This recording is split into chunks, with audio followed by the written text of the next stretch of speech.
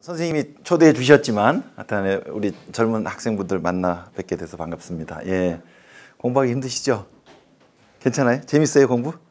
예, 공부 열심히 하시는 분들이시니까. 예, 오늘 주제는 국민연금인데 제가 조금 세부적인 내용도 말씀드릴 거예요. 그래서 좀 복잡할 수도 있고 관심을 아예 끄면 복잡할 수 있어요. 근데 관심을 가지면 또 흥미진진한 이야기일 수 있습니다. 제가 99% 정도의 확신으로 단언컨대 아마 여러분들이 노인이 되었을 때까지 한국에서의 국민연금 문제는 계속 골칫거리일 겁니다. 계속 안에 상당한 논점 논란을 갖고 있어요. 그리고 여러분들은 지금 학생이지만 이제 곧 사회에 나가게 되면 국민연금에 사실상 강제 가입을 의무 가입입니다. 강제 가입하게 됩니다. 그래서 가입을 하게 될 거고요. 그리고 또 한 30년, 40년 후면 여러분들은 노인이 됩니다. 아마 얘기 들으셨겠지만 여러분들이 노인 되는 그 시점에는 그럼 대략 지금으로부터 40년 후라고 할까요? 2060년 정도이죠. 지금은 우리 사회 100명 중에 15명이 노인이지만 여러분들이 노인이 되었을 때는 100명 중에 50명 가까이 노인이 되는 그런 사이가 됩니다. 잘 상상이 안 돼요. 그때는 아마 저는 없을 것 같습니다만은 하지만 사회라는 게 계속 바뀌고 또 우리가 그거에 대해서 대응하고 조정하는 것이기 때문에 반드시 그렇게 될 것 같진 않아요. 될 것 같진 않은데 일단 그런 큰 인구 구조 변화에 가장 큰 영향을 받는 게 이 연금 제도입니다. 그래서 아마 여러분들이 계속 앞으로 살아가는 데 있어서도 연금 문제는 여러분들이 실생활에 굉장히 중요한 관계를 가지고 있고 또 사회 정책적으로도 큰 논란 주제예요. 그래서 가능하면 혹 그전에 관심을 가지지 않으셨더라도 오늘을 계기로 해서 몇 분이라도 관심을 갖게 되기를 바랍니다. 저는 아까 소개해 주셨는데 지금은 내가 만드는 복지국가라고 잘 못 들어보셨을 거예요. 이것도 오늘부터 아세요. 내맘복이라는 복지시민단체에서 일을 하고 있고 지금 7년 된 단체입니다. 이 단체 이름을 보면 단체 지향을 아실 수 있죠. 예, 대한민국을 복지국가로 바꾸는 걸 목표로 활동하고 있는데 참 어렵네요. 예, 하지만 한 10년, 20년 내에 꼭 바꾸도록 하겠습니다. 저는 그래서 전반적인 복지제도, 복지정책들을 다루고요. 특히 국민연금도 다룹니다. 국민연금은 지금으로부터 31년 전에 태어났습니다. 그래서 지금 31살이에요. 1988년에 태어났습니다. 제가 31살에 청소년이라고 이야기했어요. 왜냐하면 사람에게 있어서 31살은 이제 청년을 넘어섰죠. 그런데 연금에서는 31년이면 아직은 미성년이에요. 그건 뭐냐 하면 한 제도가 충분히 자신의 효과를 발휘할 만큼 성숙될 수 있는 시간이 아직 채 되지 않았다는 겁니다. 비슷한 연금 제도로 기초연금 제도가 있어요. 아시죠? 65세 이상 노인에게 지금 25만 원씩 드리고 있습니다. 이 제도는 성숙하는데 몇 년이 걸릴까요? 글쎄요. 아동수당 제도가 이제 우리나라에서 도입돼서 지금 미취학 아동들에게는 1년에 10만 원씩 지급하고 있습니다. 작년에 도입됐는데 아동수당 제도가 성숙되는 데는 몇 년 정도의 시간이 걸릴까요? 글쎄요. 저는 한 2, 3년이면 충분할 것 같아요. 그 정도 되면 사람들이 다 인지하고요. 그리고 그 지급하는 시스템들을, 행정 시스템들을 갖출 것이고요. 그리고 그 제도를 운영할 만큼의 재원이 조달되니까 제도를 시행하겠죠. 예산이 편성되겠죠. 그래서 1년, 2년 지나면 모든 복지 제도들은 자리를 잡고 그리고 제 효과를 발휘하게 됩니다. 그래서 이미 자신의 제도의 효과를 발휘하기 때문에 평가가 가능해요. 이게 애초에 취지대로 발휘되고 있는지에 대해서 평가해서 조금 고치기도 하고 뭐 이렇게 할 수 있겠죠. 근데 국민연금은 그 제도의 효과를 온전히 평가하기 위해서는 대략 몇 년이 걸리느냐? 뭐 사람마다 조금 평가가 다를 수는 있습니다만은 대략 70년 이상 100년이 걸려요. 왜 그럴까요? 국민연금만 시차를 지나요. 여러분들이 20살에 우리가 지금 국민연금 제도는 이제 18세부터 가입할 수 있습니다. 여러분이 만약에 고등학교 졸업하고 바로 취업을 하게 되면 의무 가입이에요. 근데 학업 공부를 하게 되면 소득이 없다는 이유로 의무 가입에서 빼줍니다. 하지만 27이 되면 또 무조건 가입이에요. 여러분들 대학원 가게 되면 27에 자동 가입됩니다. 지역 가입자로 편제되겠죠. 취직하지 않으면. 그래서 20살에 이제 가입을 했다고 쳐보세요. 그리고 65세가 돼야 연금을 받게 되는데 20살에서 65세까지는 45년인데 45년 동안 이 가입자는 어떤 일을 하느냐? 내기만 해요. 그리고 65세 이후에 받을 걸 기대하면서 45년 동안 내기만 하고요. 그리고 65세 이후에 어떻게 되느냐? 노인이 되면서 국민연금의 수급권을 가지게 됩니다. 그리고 90살에 사망한다고 쳐보세요. 그러면 25년 동안의 수급기간 동안 어떤 역할을 하느냐? 받기만 합니다. 제가 국민연금 제도에요.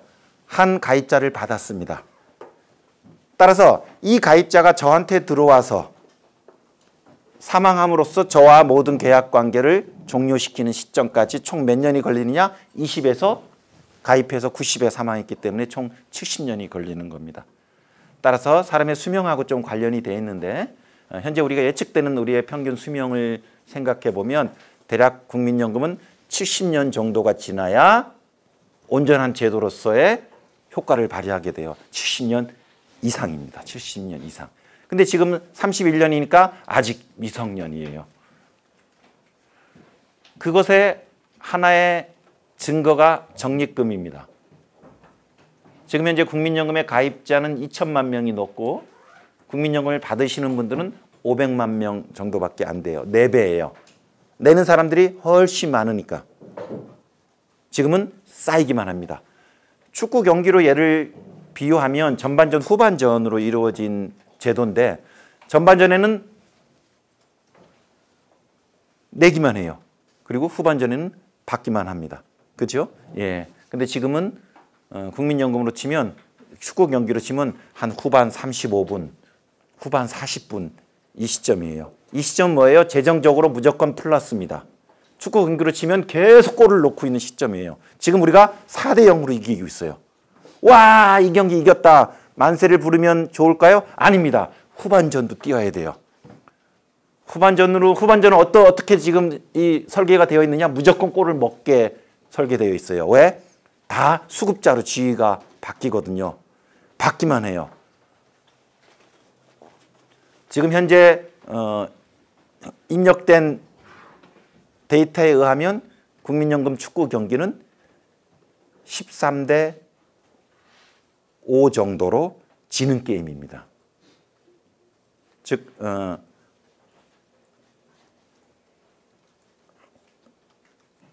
5를 내고 13을 받아가는 그런 제도이죠. 아까 우리 선생님하고 말씀하신 수치가 조금 다를 수 있는데 제가 다시 거듭 설명을 드릴게요. 그러다 보니까 다른 제도는 도입하고 그거에 합당한 재정을 조달하면 돼요. 그리고 그 재정이 예산이 부족하면 깎기도 하고 뭐 또 올리기도 할 수 있는데 국민연금은 아직도 성숙돼 있지 않고 70년 지나야지만이 온전하게 그 평가가 가능하다 보니까 국민연금의 실체에 대한 진단이 사람마다 너무나도 달라요. 예를 들어서 지금 기금이 600조 쌓여 있기 때문에 어떤 사람들은 600조나 쌓여 있어. 이렇게 돈을 쌓아놓고 빈곤 노인들을 방치하고 있단 말이야. 어떻게 제도를 그렇게 운영해? 기금 좀 씁시다. 이렇게 얘기할 수 있고요. 또 어떤 사람들은 아니야 그러면 안 돼. 지금은 비록 쌓여있지만 조금 있다가 왕창 다 나가고 부족해. 그러면 후세대들 바가지 쓰거든. 따라서 그거 또 부족해. 더 쌓아 나가야 돼. 이렇게 판단할 수 있겠죠. 또 이런 판단의 차이가 현재 국민연금 제도를 설계할 때 받는 비율과 내는 비율이 있는데 이런 것들을 바꾸는 데 있어서도 다른 판단을 만들어냅니다. 즉 연금개혁안을 둘러싸고도 사람마다 의견이 달라요. 제가 한 20년 이상 복지 쪽 또 이렇게 사회 활동을 해보면서 이 국민연금 같은 게 없어요. 국민연금에 대한 전문가들이나 혹은 이해관계자 단체들의 시각이 너무나도 달라요. 그래서 어떤 경우를 토론해봐도 이 사회 보시는 분들이 다 혀를 차요. 이렇게 전문가들이, 이렇게 이해관계자들이 있는 팩트 그 자체에 대해서 최소한 이게 네모라는 거에 대해서는 진단을 같이 하고 이 네모를 세모로 만들까요? 동그라미로 만들까요?에서의 의견 차이라면 이해가 될 텐데 이 물건이 네모라는 사람도 있고 이 물건이 세모라는 사람도 있으니까 도저히 종잡을 수 없는 거예요. 지금 바로 국민연금이 그런 상태에 있습니다. 그래서 국민연금 입장에서 보면 좀 불쌍해요.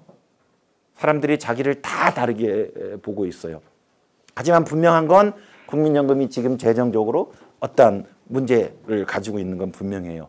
따라서 우리가 몸이 아프더라도 또 어떻게 금방 이렇게 이 원인을 발견되지 않을 때 우리가 병원을 전전하잖아요. 그러다가 어떤 의사 선생님의 설명을 들을 때 싹 기분이 좋아지는 경우가 있어요. 고치진 않았더라도. 뭐 저도 그런 경험이 있습니다. 원인을 알게 될 때 아이고 아픈데 의사 선생님마다 말이 다 다른 거예요. 누구는 신경성이라고 그러고 누구는 시라고 그러고 하는데 어떤 선생님이 말씀해 주시는데 내 생각에 딱 그거인 것 같아요. 그때 비로소 그거에 적응하든지 새로운 해결책을 모색할 수 있거든요. 따라서 진단에 대한 공감, 진단에 대한 합의가 사회정책에서는 굉장히 중요합니다. 진단은 같지만 그 문제의 해법에서 보수적 해법도 있고 진보적 해법도 있고 이런 것인 거죠. 근데 연금은 이게 너무 다릅니다. 그리고 그러다 보니까 앞으로도 잘 풀릴 것 같지는 않아요. 그래서 제가 오늘 한번 쭉 말씀드릴 텐데 미리 말씀드리면 저도 연금 논의에서 등장하는 다양한 의견 중에 하나입니다. 그리고 저는 88년 연금제도가 만들어지고 나서 10년이 지난 다음에 연금 개혁을 한번 해요. 여기 88년에 도입됐거든요. 그때 소득 대체율이라고 합니다. 70%, 보험료율이라고 해요. 3% 뭐 매달 소득의 3%를 내고 은퇴 후에 매달 소득의 70%를 받는 제도로 설계했습니다. 40년 가입하면 꽤 후해 보이죠? 그러다가 10년이 지나서 대체율은 60으로 떨어뜨리게 되고 보험료율은 9로 오르게 됩니다. 그래서 10년 후에 일종의 재정 안정화 조치죠. 주는 건 덜 주고 내는 건 더 받는 방식으로 바뀌었는데 1998년에 연금법을 개정하게 되는데 그런 거예요. 이렇게 가다간 연금 재정이 심각하게 문제를 갖게 될 것 같은데 문제를 우리 경제학 대부분 많은 분들이 경제학 하시는 분들인데 딱 혹시 감이 옵니까? 만약에 60% 40년 가입했을 때 40년 동안 소득의 9%를 내고 은퇴해서 소득의 60%를 받아요. 이게 대충 수지 균형이 맞을까요? 우리가 개모임을 한다고 쳐보세요. 10명이 개모임을 하면 우리가 갯돈을 보여야 되잖아요. 그래갖고 10명이 분 걸 가지고 한 사람이 갯돈을 탑니다. 그리고 10번 해야 되잖아요. 그래서 마지막 10번째 친구까지 다 타야 이 개가 깨지지 않고 화목하고 여행도 갈 텐데 그러려면 뭐예요? 결국은 10번 자신의 낸 총량과 한 번에 받는 갯돈의 양이 같아야 현재 가치에서 이게 운영될 거 아닙니까? 그러면 대략 한번 계산해 보세요. 40년 가입하고요. 뭐 이때는 초기니까 평균 수명이 지금보다 짧았으니까 20년만 받는다고 생각해 보세요. 그래서 40년 가입하고 20년 받아요. 현재 가치로. 매달 9%씩 냈어요. 40년 동안 9%는 냈어요. 만약에 40년 동안 받는다면 40년 동안 9% 받으면 똔똔이죠. 그죠? 그쵸? 같은 기간에 9% 쓰면 같은 기간에 9%를 받으면 똑같다는 거잖아요. 개모임을 한다 그러면. 그런데 내는 기간은 40년이고 받는 기간은 20년이니까 낸 것보다는 2배를 받아야 재정이 수지 일치하겠죠? 따라서 내는 기간은 40년이고 받는 기간은 20년이니까 9%를 냈으니까 18% 정도를 받으면 맞겠죠. 그죠? 그런데 60%를 지급하는 제도예요. 따라서 초창기에는 아직 받는 사람은 없고 내는 사람만 있기 때문에 그 9%의 보험료도 쌓여가지만 어느 순간에 가입자들이 수급자로 위치를 변경하는 순간 60%씩 받아가기 때문에 금방 기금을 다 쓰고 기금이 부족하니까 그 이후에 가입자들한테는 굉장히 높은 보험료가 부담되겠죠. 대상 이때 감으로 생각해 보시라는 거예요. 그러다 보니까 야 이거 큰일 났다. 그래서 1998년에 국민연금법을 개정해서 이런 조항이 들어가요. 앞으로 5년마다 국민연금 장기 재정 상태를 진단해라. 이게 재정 계산이거든요. 국민연금 재정 계산 아마 뉴스 검색해 보시면 나옵니다.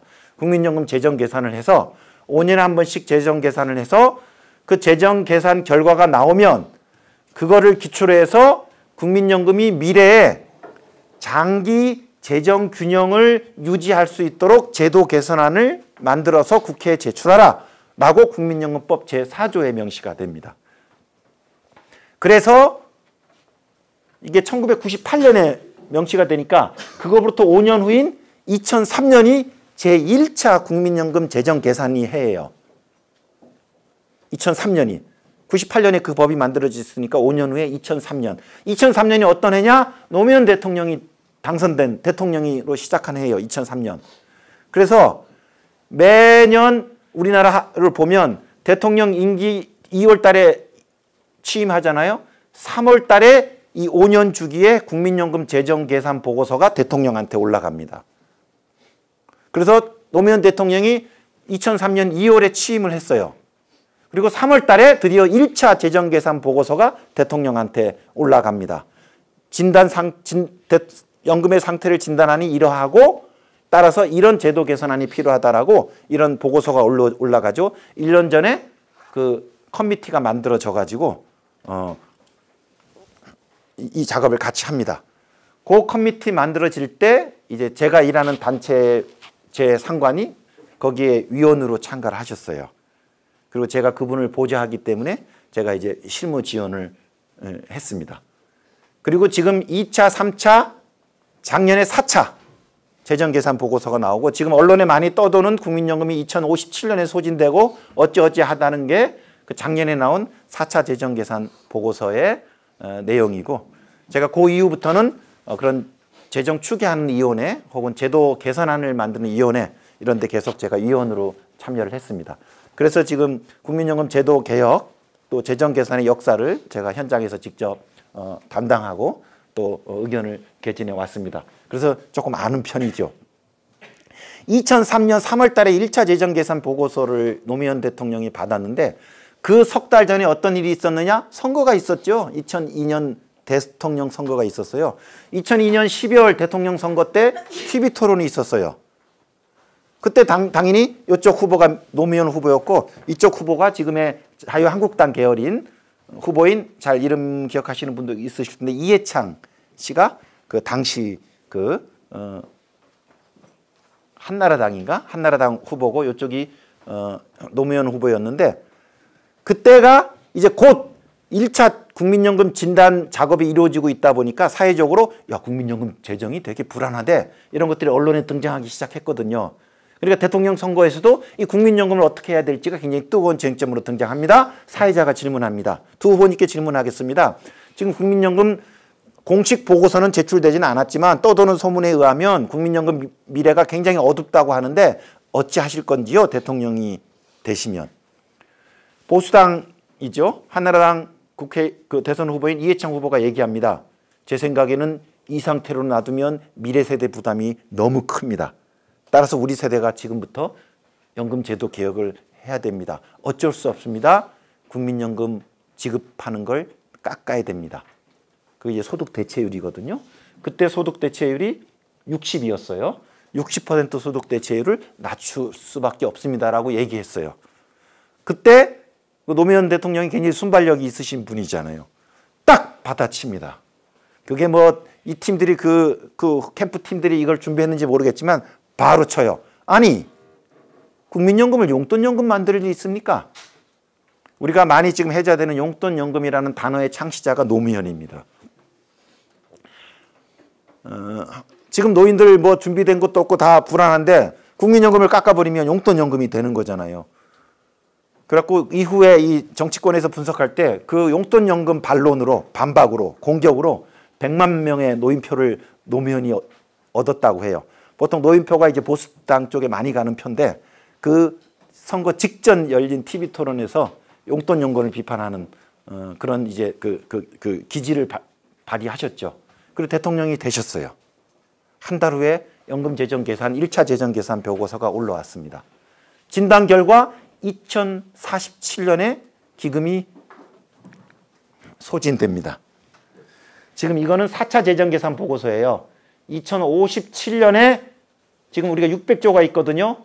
앞으로 기금이 더 커져요. 앞으로도 2041년까지는 20년 동안 더 커지고요. 16년 만에 급격히 떨어지고 그 다음 잘 모르겠습니다만 57년에 소진된다는 지금 4차 재정계산 보고서인데 그 1차 재정계산 보고서에서는 이게 47년에 떨어졌어요. 47년에 소진되는 걸로 나왔어요. 그러니까 노무현 대통령이 헉 그러는 거예요. 헉? 그만 40년 후에 소진된다는 건데 그 이후에는 그럼 어떻게 됐는데 소진되면 소진되면 쌓아둔 기금이 없으니까 그해 가입자들이 내는 보험료나 혹은 세금, 국고 지원으로 연금을 지급해야 되겠죠. 이게 공적 제도니까. 그런 거를 연금에서는 부과 방식, 그에 필요한 지출에 대해서 모두 가입자들한테 보험료로 부과할 경우에 얼마의 보험료가 필요할까? 이거를 부과 방식 필요 보험료율이라고 하는데 20% 내야 됩니다. 이렇게 나온 거예요. 20%. 에이? 우리는 지금 9% 내고 있는데 미래 아이들은 21% 내야 된다고? 이게 말이 되느냐? 노무현 대통령이 또 한 번 마음 먹으면 세게 하시는 분이거든요. 그래서 당연히 국민연금 깎는 거에 대해서 누가 좋아하겠어요. 하지만 내 임기 동안 미래 세대한테 죄를 짓는 일은 내가 결코 할 수 없다라고 해서 연금개혁안을 냅니다. 더 내고 덜 받는. 내는 건 더 내고 받는 건 덜 받는 연금개혁안을 내는데 누가 좋아하겠어요. 빡 인기가 떨어지죠.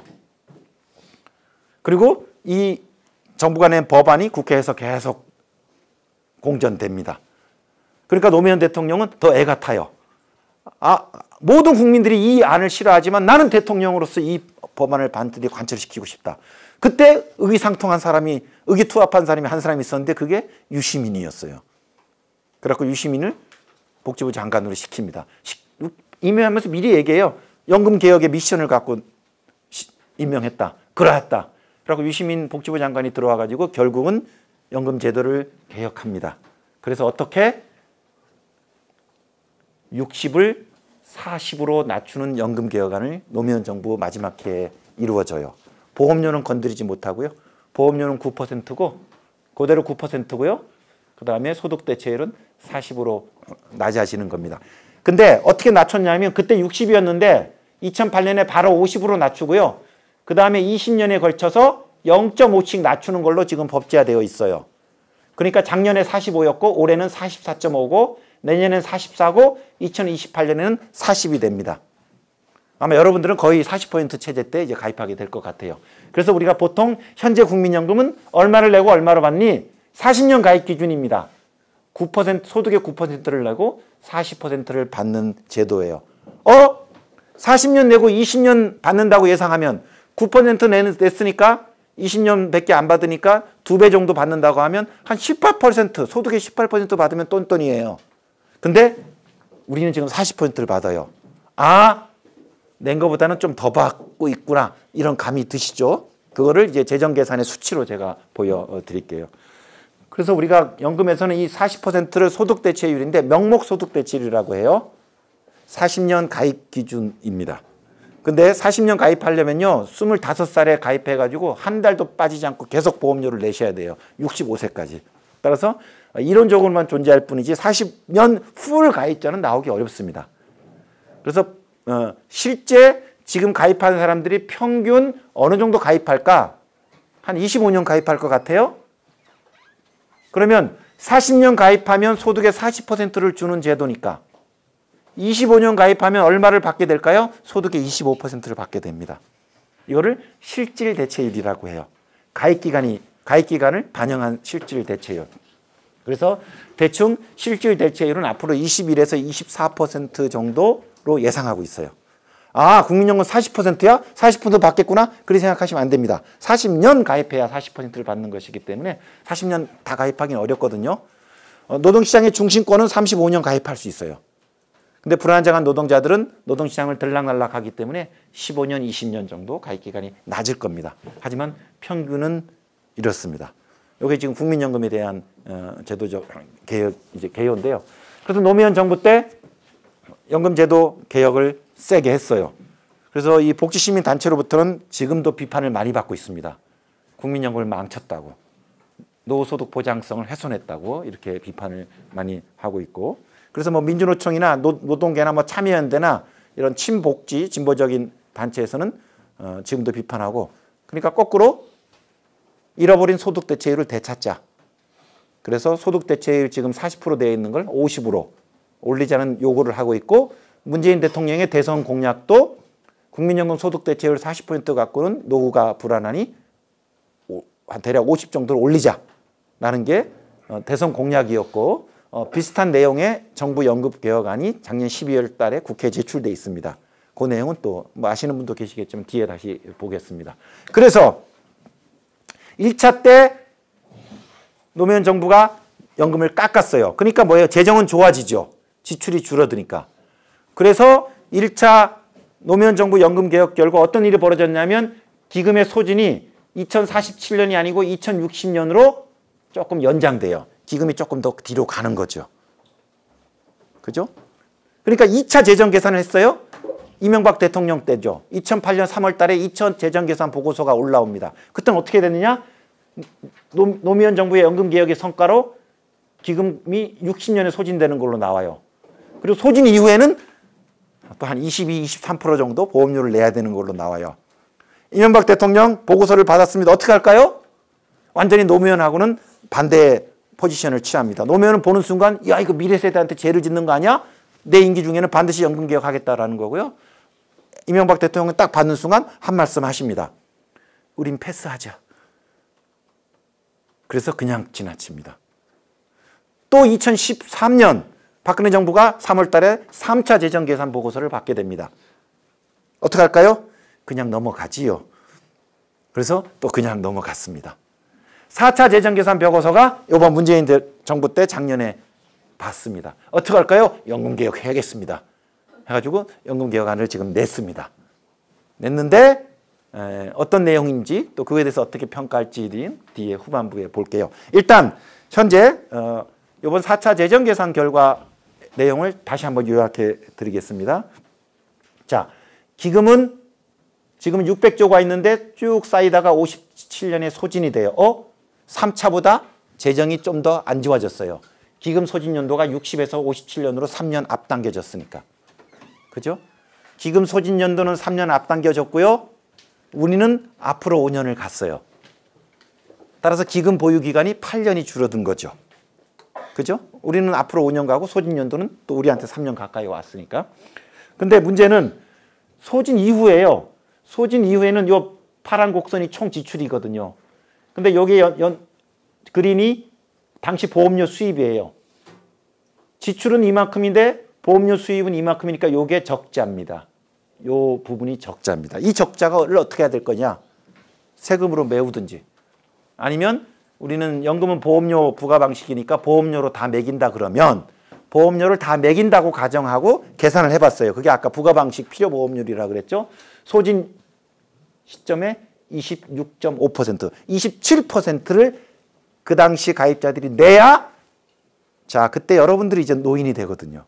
여러분들이 연금을 지급하기 위해서 여러분들의 40년 후배들이 그때 27%의 보험료를 내야 여러분들이 연금을 받게 된다는 겁니다. 수리 분석적으로는 이렇게 나와요. 이게 실행될지 여부는 모릅니다. 57년의 연금 정치의 결과로. 그때 아이들이 당신들은 왜 9%만 내고 받는 건 똑같이 40% 제도인데 받는 건 똑같은데 당신들은 9% 내고 왜 우리는 27% 내야 되죠? 왜 당신들보다 우리가 3배를 내야 되죠? 그렇죠. 고생하셨으니까 대한민국을 만들어 주셨으니까 또 바치면 받는 거고요. 그러지 않고 혹시 다른 목소리를 내게 되면 어쩔지 잘 몰라요. 얘를 점칠 수는 없으니까 굉장히 정치적 리스크가 크다는 거를 일단 예측이 되거든요. 따라서 가능한 그런 정치적 리스크를 줄일 수 있도록 그런 사회적 잠재적 갈등 요인을 줄일 수 있도록 지금부터 선 조치하는 게 개혁이거든요.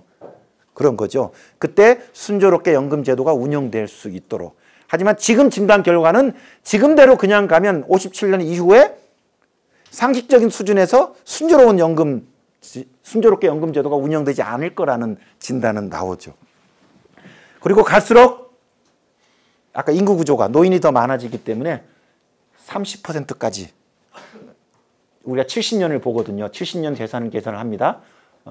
왜냐하면 20살 청년한테 신규 가입자한테 연금제도 믿을만해요. 걱정하지 마. 70년 동안은 지급을 보장해 줄게. 70년 동안은 즉 네가 사망할 때까지 네가 마지막 연금을 탈 때까지 연금 재정이 가능하다는 거 보여줄게. 따라서 70년 재정 곡선을 보여줘야 되거든요. 그래서 70년 재정 계산을 합니다.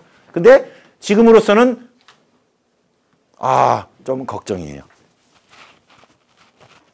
저도 앞으로 제가 55살 저게 39년 이제 38년 남았으니까 한 90 초반이니까 저는 없을 것 같습니다. 네, 여러분들은 잘 아시기 바랍니다. 그래서 나는 난 걱정 없네 라고 생각했는데 아닌 것 같아요. 제가 우려하는 건요. 연금은 보통 우리가 국민연금은 재정 상태를 논의할 때 가장 주목하는 게 기금 소진 연도예요. 그게 아주 뚜렷하니까. 그래서 기금 소진 연도가 소진돼? 빨라졌어? 늦춰졌어? 이렇게 얘기하는데 소진 연도도 우리가 주목할 포인트, 관전 포인트인데 또 하나가 소진 이유거든요. 즉 부가방식 필요보험료율이 굉장히 높다는 걸 하나 주목해야 되고요. 연금 정치적으로 더 주목해야 될 건 여기에요. 기금이 정점에 올라갔을 때 2041년에. 2041년 이후부터는 가입자가 내는 총 보험료와 당시 기금이 만들어내는 수익이 있을 거잖아요. 그래서 그게 전체 수입이잖아요. 지출은 연금급여고 수입은 보험료 수익과 기금 수익인데 보험료 수익과 기금 수익을 다 합쳐도 지출을 충당하지 못해요. 그러니까 기금을 사용하게 되잖아요. 그래서 그때부터는 기금이 전체적으로 줄어들기 시작하는 겁니다. 소진은 57년이지만 기금이 줄어드는 시점은 2041년입니다. 지금부터 한 20년 남았는데요. 지금은 우리가 신규 가입자한테 국민연금 가입해. 그거 받을 수 있어요? 불안하지 않아요? 야, 지금 600조가 쌓여있고 앞으로 1500조까지 가. 걱정하지 마. 그래? 그렇지 그래? 가입할 수 있어요. 근데 2041년에는 신규 가입자들이 이제 기금이 빠진다는 걸 전체 국민연금이 적자로 돌아서는 걸 눈으로 확인하면서 신규 가입하게 됩니다. 저는 57년 이후에 신규 가입자들이 그때 가입자들이 27%의 보험료를 순수히 부담할까? 수용할까에 대해서도 의문을 가지고 있지만 사실 그게 아니고 2040년 앞으로 20년 후에 젊은 세대들이 국민연금 가입이 돼 의무 강제 가입인데 과연 이거에 대해서 사회적으로 수용할까? 국민연금 가입을 둘러싼 내 가입할 때부터 적자로 돌아서고 20년 후에는 소진되고 그 다음에는 여전히 내가 가입자 시점에 27%의 보험료가 떨어지는데 그만둡시다. 청산합시다. 이런 불공정 계약이 어디 있습니까? 라고 그들이 하나가 아니고 여럿이 집단적으로 혹은 세대가 발언을 하게 될 때 이런 게 우리가 사실 이제 21세기 이후에 이 사회과에서 제일 주목하는 사회적 주제죠. 세대 간 갈등입니다. 한국 사회에서의 세대 간 갈등이 저는 2040년 이 연금 제도를 그대로 놔두면 이때쯤 본격적으로 현지화될 수 있다는 그런 약간의 불안을 느끼고 있습니다. 이때 제가 아주 한참 노인이거든요. 국민연금 받고 살아야 되는. 그리고 아무런 의사결정력도 없고 이제 그냥 있는 사이인데 젊은 세대들이 저희들을 덤비는 겁니다. 그리고 덤비는 것뿐만 아니라 비판을 하게 되는 거죠. 왜? 당신들의 규책이다. 당신들이 제도를 그렇게 만들고 당신이 그렇게 해놓고 그땐 난 태어나 있지도 않았는데 이제 와서 그거를 요구한다고? 정의롭지 않은 제도 설계에 따라 이루어진 일이기 때문에 우리가 그거에 대해서 수용하지 않을 수도 있다 이렇게 얘기할 수 있거든요. 규책을 나한테 돌릴 것이기 때문에. 저는 그런 면에서 지금 여러 가지 다양한 입장들이 존재하는데 국민연금 미래 재정이 굉장히 불안하다는 생각을 가지고 있고 그렇기 때문에 지금부터 어떠한 조치를 취해야 된다는 생각을 가지고 있어요. 아까 제가 여러 의견 중에 하나라고 말씀드렸죠. 저는 그런 입장을 가지고 있고 또 반대 입장을 가지고 있습니다. 저는 장가를 늦게 가가지고 지금 막내가 초1이에요. 큰애가 초5고.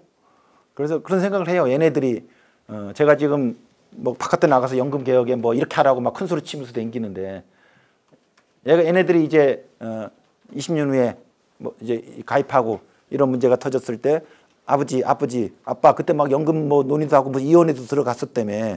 근데 어떻게 제도가 이렇게 되는 걸 그리고 예상도 하셨으면서 이럴 수 있습니까?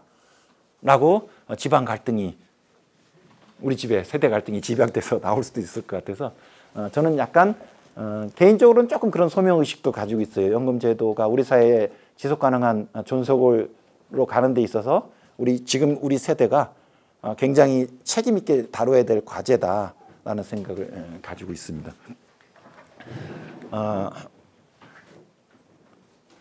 왜 기금이 소진되고 뭐 연금제도는 언젠간 소진될 수 있어요. 다른 나라들은 다 그러하거든요. 다른 나라들도 100년 전에 연금제도를 시작하다 보니까 그때는 작게 시작했어요. 그래서 기금 조금 쌓였다가 금방 소진되고 그 다음에는 보험료 내서 연금 지급하는 부가방식 구조로 50년, 60년, 70년 전에 전환했습니다. 그래서 다른 나라들은 다 지금 부가방식 구조예요. 우리처럼 기금을 쌓진 않아요. 우리는 엄청 늦게 도입했거든요. 도입할 때 엄청 센 제도로 70%의 소득 대체율 제도로 100년 전에 유럽 나라들이 연금 제도를 도입할 때 소득 대체율 5% 10%였어요. 작게. 그리고 핵심 중시권 노동자 그 보험료를 낼 여력이 있는 중시권 그 노동시장 진입자 중심으로 이렇게 하다가 점점 커지고 복지국가가 되면서 이렇게 거고 그리고 그때 지출에 맞게 보험료를 점진적으로 올라갔는데 우리는 후발 국가 모방 국가잖아요. 서구 연금제도의 서구의 연금제도가 완전히 성숙된 상태에서 그거를 바로 도입했어요. 도입할 때 어떻게 도입했느냐? 대체율은 서구의 성숙된 형태로. 보험료율은 3%로. 근데 서구에서 그런 성숙된 연금제도를 운영할 때 보험료율은 15, 18, 20이었거든요. 그러면 좋아. 연금제도의 초기 도입 단계는 그런 1세대 가입자들한테는 좀 후하게 설계할 수 있어요. 누가 나라를 믿습니까? 그죠? 아니 뭐 40년 후에 연금을 주겠다고 계속 저축만 하면 뭘 믿어? 그러니까 뭐예요? 꼬셔야 되잖아요. 야, 조금만 내고 많이 줄게. 그래서 다른 나라들도 초창기는 굉장히 후하게 설계해요. 우리는 울트라 후하게 설계를 했어요. 그러면 일단 초기에는 설계했기 때문에 그 다음부터는 뭐예요? 점차 이제 쭉 제도를 수지 균형을 맞춰가야 되는데 노무현 때 한 번 하고 그 다음 10년 동안 안 했습니다. 그리고 문재인 정부 때 지금 논의가 이루어지고 있는데 그런 조치를 취하는지 안 취하는지에 대해서 여러분들이 각자 수업 끝날 때쯤에 판단을 하시기 바랍니다. 일단 연금 제도가 왜 이렇게 불안하게 미래 세대의 보험료가 이렇게 높게 나오냐? 두 가지 요인이에요. 하나는 제도 내부적 요인으로서 보험료와 급여의 수지 불균형 때문입니다. 보통 그 연금공단 사이트나 혹은 뭐 그냥 검색해 보세요. 수익비, 국민연금 수익비 하면 지금 복지부와 국민연금공단에서 발표하는 공식 수익비가 있어요. 평균 소득자들이 100을 내면 180을 받습니다. 그래서 수익비를 1.8이라고 그래요. 근데 이 1.8은 틀린 수치입니다. 10년, 20년 전 수치예요. 지금은 2.6입니다. 왜냐하면 수익비는 뭐예요? 분모는 낸 거, 분자는 총 받는 거거든요. 근데 처음에 초창기에 국민연금에서 수익비를 계산해서 발표할 때 받는 거 계산할 때 우리가 국민연금 가입하면 내가 노인이 되었을 때 받는 노령연금이라는 제도가 있는데 제가 죽으면요. 제 배우자나 어린 자녀가 있으면 어린 아이들이 유족연금을 받게 됩니다. 유족연금 수급권이 왜 생겼습니까? 가입자인 저 때문에 생긴 거거든요. 따라서 연금제도의 재정 수리 분석을 하려면 총 받는 거에는 가입자인 내가 받는 것뿐만 아니라 나의 가입으로 인해서 내 유족들이 받는 것까지 합쳐줘야 되거든요. 근데 그 전까지는 국민연금에서 총 받는 걸 계산할 때 유족연금을 빼고 계산했어요. 그리고 받는 기간을 몇 년으로 설정했느냐? 20년으로 설정했어요. 왜? 국민연금은 사망할 때까지 주는 거니까 20년 살았거든요. 근데 지금은 기대 여명이 65세 이후에 기대 여명이 25년이에요. 따라서 25년 수급하게 됩니다. 이거는 국민연금 제도를 개정한 게 아니에요. 국민연금은 무조건 죽을 때까지 주는 것이기 때문에 사람의 수명이 늘어나면 당연히 지출이 늘어나는 겁니다. 따라서 지금 현재 작년 국정감사 때 발표한 거에 의하면 국민연금의 수익비는 2.6배가 나옵니다. 100을 내면 260을 받아가는 거예요. 그래서 5를 내면 13을 받아가는 구조입니다. 그래서 제가 전반전에 5골을 넣고 후반전에 13골을 먹는 제도라고 얘기했습니다. 요거는 이 임금 수익 2.6배는 임금 상승률로 할인을 한 계산 방식이고요. 현재 가치로 만들어야 되니까. 근데 우리 국민연금은 기금이 있기 때문에 미래 세대 부담까지 고려하면 요건 그냥 짧게 설명하고 넘어갈게요. 기금 수익률로 할인하는 것이 미래 세대 부담과 우리 세대의 몫을 계산할 때는 그게 조금 더 적합할 수 있어요. 실질적인 그 적립금을 가르쳐 주는 게 기금 수익이니까. 기금 수익률로 할인하게 되면 2.1이 나와요. 그래서 무조건 최소 2.1배 이상의 받는 제도인 겁니다. 그래서 이제부터는 제가 조금 간단하게 제도를 요약할게요. 국민연금의 수익비는 2루, 2.1배 이상인데 2루. 그럼 뭐 100을 내고 200을 받는 제도입니다. 대략. 국민연금의 미래 재정이 왜 불안하냐? 미래 세대들이 왜 더 높은 국민연금 보험료를 내야 되느냐? 앞에 가입한 사람들이 덜 내기 때문이에요. 앞에 가입한 사람들이 9%를 내고 있는데 18% 이상 내주면 똔똔이 되는 거거든요. 즉 나중에 자기가 받을 거를 미리 다 낸 것이기 때문에 미래 세대한테 전가되는 게 없을 텐데 덜 내기 때문입니다. 그래서 첫 번째 요인, 현재 가입자들이 덜 낸 게 미래 가입자들한테 전가돼서 그들의 보험료로 온 겁니다. 왜? 그 지출만큼 보험료를 부과하게 온 거니까. 그래서 지금 수직운영 보험료를 아까 그렇게 따지면요. 40%일 때는 한 18% 정도 해야 맞고요. 우리가 소득대체율 인상을 요구하잖아요. 국민연금 소득대체율을 50으로 인상하게 되면 한 23% 정도 내줘야. 그래서 이렇게 계산하시면 돼요. 국민연금 소득대체율 10%당 우리가 개모임을 한다 그러면 소득의 4.5 정도 이상 내줘야 똔똔이 돼요. 그래서 40% 소득대체율 제도에서는 한 18% 정도의 필요보험료율이 나오는 겁니다. 따라서 지금 우리가 9%이기 때문에 40%일 때 9%니까 지금 덜 내고 있는데 50%로 소득대체를 올리면 이게 23까지 올라가거든요. 그러니까 소득대체를 올릴수록 추가 보험료 인상 몫이 더 커지니까 우리가 보험료 인상을 사회적으로 논의하기가 쉽지 않거든요. 보험료 인상을. 그래서 사실은 소득대체를 인상하게 되면 연금 개혁의 여지가 더 좁아드는 그런 문제가 있습니다. 그 진짜 그래? 앞에 거는 재정계산 결과 국민연금 제도의 연금수리적 분석을 통해서 나온 거예요. 그 맞는지에 대해서 약간 현황 비교를 해볼게요. 국제적으로.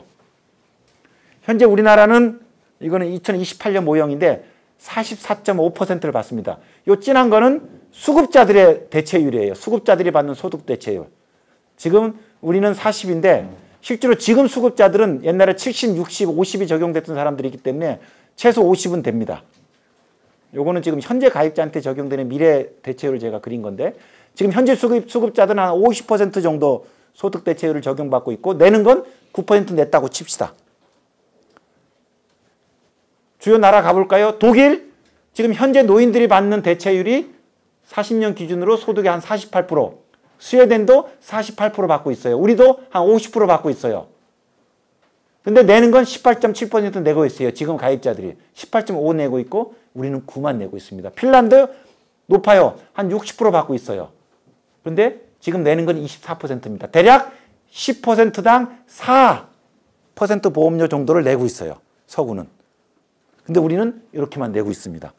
따라서 현재 외국하고 우리 비교해 봤을 때 외국 수급자들이 받는 소득 대체율과 지금 가입자들이 내는 보험료를 비교해 보면 절반밖에 안 낸다는 게 증명이 되고요. 더 명확한 비교는 가입자를 동일시해야 됩니다. 우리입니다. 여러분들입니다. 여러분들이 지금 내는 여러분 아직 가입 안 했군요. 저라고 칠게요. 제가 내는 가입 보험료와 제가 아직은 받진 않거든요. 제가 미래에 받을 소득 대체율이에요. 미래. 왜냐하면 연금 제도가 계속 바뀌고 있거든요. 그러다 보니까 저는요 9%를 내고 사용자 5%, 노동자 5%, 9%를 내고 나중에 39% 정도를 받을 예정입니다. 60년 후에. 여러분들도 여기 적용돼요. 근데 지금 보험료를 내는 OECD 국가들을 비교해 보니까요. 한 47%를 받을 예정인데 지금 가입자들이 내는 건 17.9, 18%를 지금 내고 있어요. 따라서 지금 공적연금 가입자, 한국의 가입자와 유럽의 가입자들을 치면 내는 건 그들이 2배, 받는 건 그들이 조금 더입니다. 거의 2배 수준이에요. 그래서 우리나라 국민연금 내 제도 내부의 제도 그 연금 수리적 분석이나 국제 비교를 해봐도 우리가 받는 거에 비해서는 절반 정도 내는 게 확인이 돼요. 거꾸로 얘기하면 서구 나라들은 어떠냐? 받을 만큼 내고 있습니다. 내는 만큼 받습니다. 따라서 우리가 1차적 요인, 국민연금 재정이 미래 불안한 요인이 수지 불균형이라고 말씀드렸잖아요. 낮은 보험료율.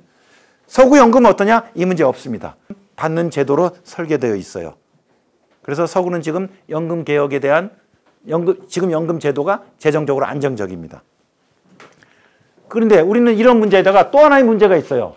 그게 뭐냐 하면 기금이 소진되면 결국은 그 당시에 수급자들을 그 당시에 가입자들이 부양을 해야 되는데 이때는 인구수가 영향을 미쳐요.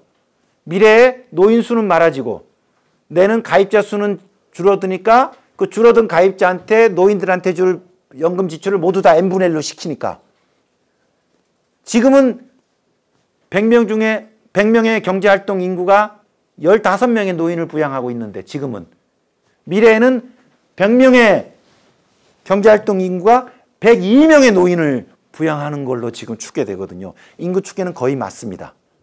인구 추계는 출산력과 사망력인데 지금 우리가 기대하면 거의 다 알아맞히거든요. 그리고 출산율을 한번 딱 태어나면 그 다음부터는 이 얘네들이 계속 크는 거예요. 그래서 거의 맞아 들어갑니다. 그러니까 두 번째 요인은 제도적 요인이 아니에요. 인구 구조의 변화 때문에 미래 세대들한테 부과되는 노후 부양, 국민연금에서는 필요보험료율이 높아질 수 있습니다. 그래서 근데 요 4차 재정 계산은 2016년에 통계청 장래인구 추계를 집어넣었거든요. 근데 그 추계 결과가 바로 깨져버렸어요. 그래서 올해 4월 달에 통계청이 장래인구 특별 추계를 했습니다. 혹시 언론 보신 기억이 나실지 모르겠지만 왜냐하면 출산율이 작년에 1.0 이하로 떨어져 버렸거든요. 그리고 재작년에는 1.05로 떨어져 버렸고 그래서 새로운 인구 추계에 따라 국민연금 재정 계산을 새로 하고 있습니다. 연말에 4차 재정 계산 수정 보고서가 나와요. 제 예측에는 아까 그 연금 곡선 있죠? 훨씬 안 좋은 결과가 나올 것 같아요. 더 안 좋은 결과가. 사실 4차 재정 계산 때 그래서 시뮬레이션을 하는 민감도 분석을 해봤어요. 실제 출산율 2017년에 1.05명이고 요거는 2016년에 발표한 통계청의 공식 출산율 1.38명 이거 아니었거든요. 이거 틀려버렸거든요. 그래서 실제 출산율을 집어넣으니까 소진 이후에 필요보험료율이 35, 37까지 가요. 3배가 아니고 4배까지 갑니다. 인구 구조가 더 나빠지다 보니까 지금으로서는. 서구는 어떠냐? 이 2차적 요인에 대해서는 서구도 같은 과제를 안고 있어요.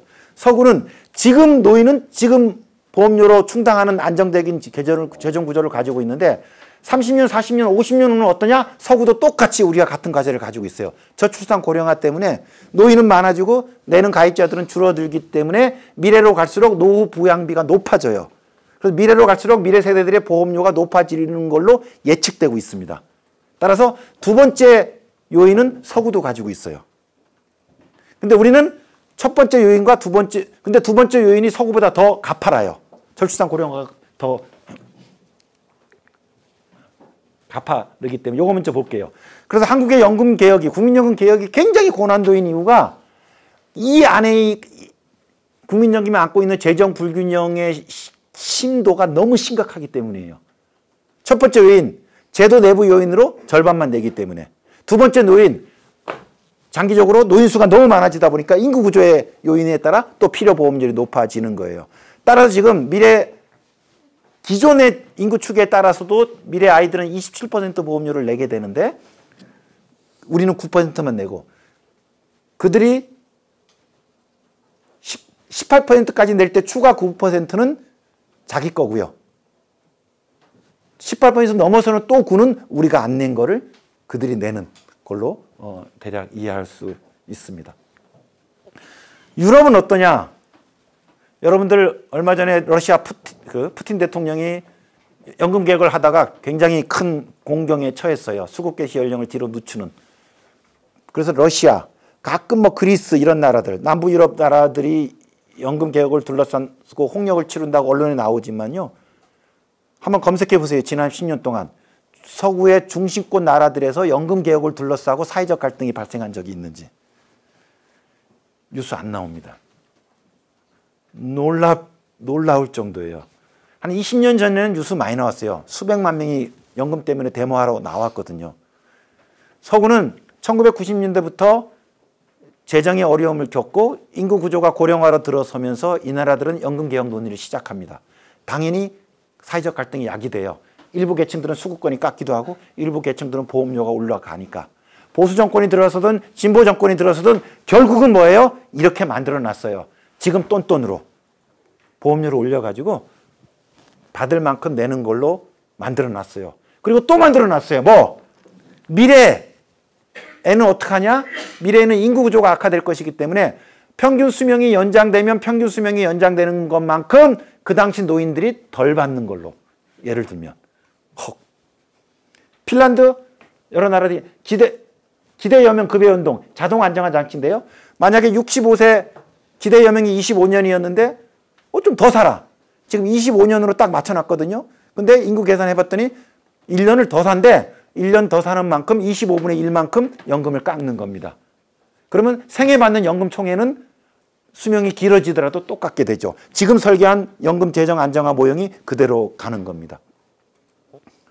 그래서 나라마다 설계 방식은 다 다른데 지난 10여 년 정도 걸쳐서 거의 대부분의 나라에서 자동 균형, 뭐 기대여명 연동 이런 식의 제도들을 도입했어요. 이 대부분 나라들이 이제 2010년 정도부터 작동하기 시작하고 있습니다. 따라서 인구 구조나 경제 여건이 나빠지잖아요. 대부분의 경우 자동으로 급여를 조정하는, 하향 조정하는 방식으로 이루어지고 있어요. 그러니까 뭐 경제가 나빠지거나 인구 구조가 나빠지더라도 지금 현재 연금에서의 재정 균형 구조가 그대로 가는 거예요. 이 오토매틱 메커니즘을 통해서. 그러니까 국회로 제도가 넘어가지 않습니다. 자동으로 급여가 조정되는 거고 이걸 다 사회적 합의로 만들어내는 거거든요. 놀라운 일이죠.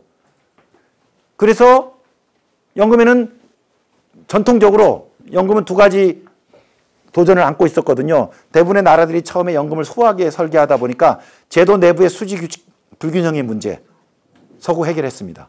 우리 지금 그대로 남았습니다. 노무현이 조금 했고 박근혜 MB 패스, 박근혜 패스 지금 문재인한테 와 있는데 어떻게 하는지 뒤에 볼 거고요. 두 번째가 미래의 고령화에 대한 도전 어떻게 할 것인가? 서구는 이미 다 고령화에 대해서 자동으로 대응하는 시스템을 갖춰놨어요. 한국은 지금 무방비 상태입니다. 아무 어찌할 것도 없어요. 당장 제도 내부의 수지 균형도 불균형도 해소하지 못하고 있어요. 그리고 재정 계산 결과는 미래까지 쭉 프로젝션 하는 것이기 때문에 미래의 1차 요인과 2차 요인까지 합친 걸로 딱 나와요. 미래 아이들은 27% 내야 된다고. 새로운 신인구 추계를 집어넣으면 38%를 내야 된다고 나올 거예요. 감당할 수 있어요? 감당할 수 없죠. 지금 이 상태예요.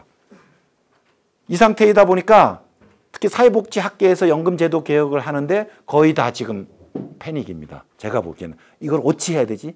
왜냐하면 일반적으로 정치적으로 수용 가능한 선에서의 솔루션이 안 나오기 때문입니다. 그럴 때는 어떻게 하느냐? 조금 속되게 표현하면서 서로 딴 곳을 보는 겁니다. 서로 우기는 거죠. 제가 진단하건대는 좀 그런 것 같아요. 그래서 국민연금은 국민연금은 복지제도 중에서 유일하게 재정의 시차를 가진 제도이거든요. 70년의 시차를. 그러다 보니까 모든 선진국들도 그렇고 연금은 장기 재정 계산이 필수예요. 왜냐하면 신규 가입자들한테 네가 들어와서 사망할 때까지 이 제도와 관계를 맺는 70년 동안의 재정의 상태를 보여줘야 되는 거거든요.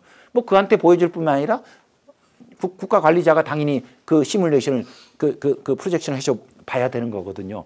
그리고 그 장기 재정 추계를 하는 이유가 뭐예요? 이 제도가 그때에도 지속 가능하도록 하기 위한 거이거든요. 그 지속 가능한다는 게 뭐냐면 재정적으로 유지돼야 된다는 거고 재정적인 균형을 의미하는 겁니다. 그래서 모든 나라들이 장기 재정 계산을 하면서 재정 목표를 설정해요. 재정을 진단해서 이 목표가 달성하면 재정의 지속 가능성이 달성됐다고 보는 거죠. 그 재정 목표는 나라마다 다 다를 수 있어요. 재정 목표의 지표는. 하지만 재정 목표의 지표가 달성하고자 하는 건 똑같아요. 장기 재정 균형입니다. 우리 학생들한테 이 자료가 갔나요? 제공됐나요? 아, 예, 나중에 그건 참 보세요. 쭉 보시면 비슷해요. 다른 나라들 다 70년, 100년 장기 봅니다.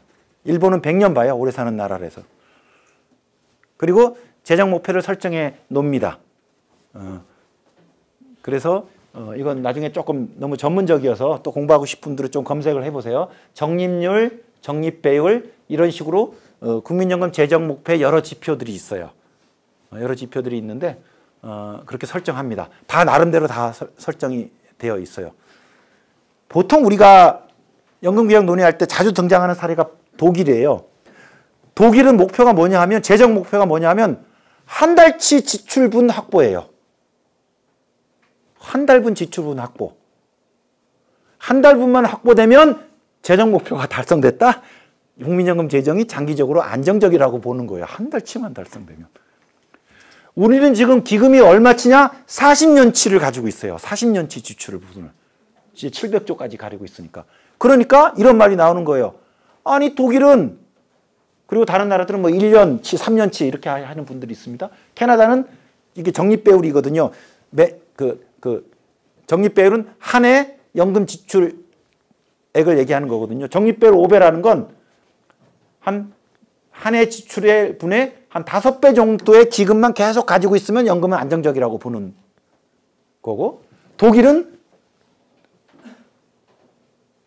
월 1배 정도면 안정적이라고 보는 거고, 스웨덴은 지독해요. 균형비라는 건데요. 현 연금의 자산과 모든 보험료 수입이죠. 연금의 부채, 미래에 나갈 것을 계산해가지고 일로 만들어요. 일이 안 맞으면 바로 보험료 올리거나 급여를 깎는 장치를 작동시킵니다. 우와, 스웨덴은 엄청 세고 독일은 저거 헛거네? 그렇지 않습니다. 그 나라별 역사적 특성에 따라 지표가 다를 뿐이지 사실상 다 장기 재정 균형이에요. 그러면 한국은 40년치나 가지고 있는데 불안정이라고 그러고, 독일은 한 대치만 가지고 있는데 재정 안정이라고 그래요. 그게 뭔 차이냐? 유럽에 여행 가시면 리버라고 있잖아요. 강이라고 부르는데 가보면 우리나라로 치면 개울이에요. 근데 그걸 강이라고 그래요. 우리가 강 정도 되려면 한강, 북한강 정도 돼야죠. 댐이라 그러면 소양강 댐 정도는 돼야 되거든요. 그게 뭘 의미하냐 하면, 그게 강인 이유는 사계절 내내 강우량이 비슷해요. 그래서 운하가 계속 흐릅니다. 그래갖고 운하와 그 강뚜기 사이가 1m, 2m밖에 되지 않아요. 그래도 걱정하지 않고 보트 타고 댕기거든요. 왜? 그 수면이 항상 일치하기 때문에. 왜 항상 수면이 일치합니까? 들어오는 물의 공급량과 나가는 물의 양이 항상 적이기 때문에 수위가 2m만 돼도 이건 강이고 안정적이고 교통수단으로 쓰일 수 있는 거예요. 근데 우리는 여름에 몰아치고 가을, 겨울에 비가 안 와요. 그러니까 농사를 지려면 소양강 댐을 지어야 되고 뭐 이렇게 높이가 300m, 400m 올라가는 건 그 차이예요. 독일은 뭐냐? 지금 48%의 대체율로 지급하면서 18이나 19%의 보험료 거두는 방식을 수십 년 동안 유지하고 있거든요. 그러니까 항상 들어오는 양과 나가는 양을 맞춰놨어요. 그러니까 굳이 자신감이죠. 한 달치, 두 달치만 계속 수면만 있으면, 물론 이게 어떤 경우에는 유동성의 문제가 생겨요. 그때는 중앙정부가, 연방정부가 조금 빌려주거든요. 뭐 그러니까 그래서 계속 한 배만 유지해도 장기 재정 균형이라고 보는 거예요. 왜? 한 배가 중요한 게 아니고 나가는 양과 들어오는 양이 항상 같기 때문에, 그거를 확보했기 때문에. 캐나다 5년치만 해도 괜찮아요. 왜? 나가는 양과 들어오는 양이 같기 때문에. 한국은 지금 40년치를 가지고 있는데 이게 왜 불안정하냐? 지금은 들어오는 양이 엄청 많아요. 8월 장마 시절이에요. 비가 막 모이고 있어요. 근데 이제 앞으로 6개월 동안 가뭄입니다. 앞으로 쭉 물이 빠져나가고 물이 안 들어와요. 그리고 그다음부터는 물을 어디 가서 공수해 와야 된대요. 생수를 사 먹어야 돼. 이런 사태인 거거든요. 그러니까 한국은, 그래서 사실은 적립배율이 1배냐, 5배냐, 40배냐가 중요하지 않아요. 그 지금 연금의 재정 구조에서 수입 구조와 지출 구조가 밸런스를 가지고 있느냐 안 가지고 있느냐의 문제입니다. 우리는 이 밸런스가 깨진 거거든요. 18이 들어와야 되는데 9만 들어오니까. 근데 지금은 31살밖에 안 되니까 전반전이다 보니까 수위가 높을 뿐이지 미래에 딱 빠진다는 겁니다. 그래서 지표들은 다 다른데 나라마다 특성이 다르지만 대부분 다 재정 목표를 설정하고 장기 재정 균형을 유지하고 있어요. 한국은 어떻게 했느냐? 이렇게 했어요. 이번에.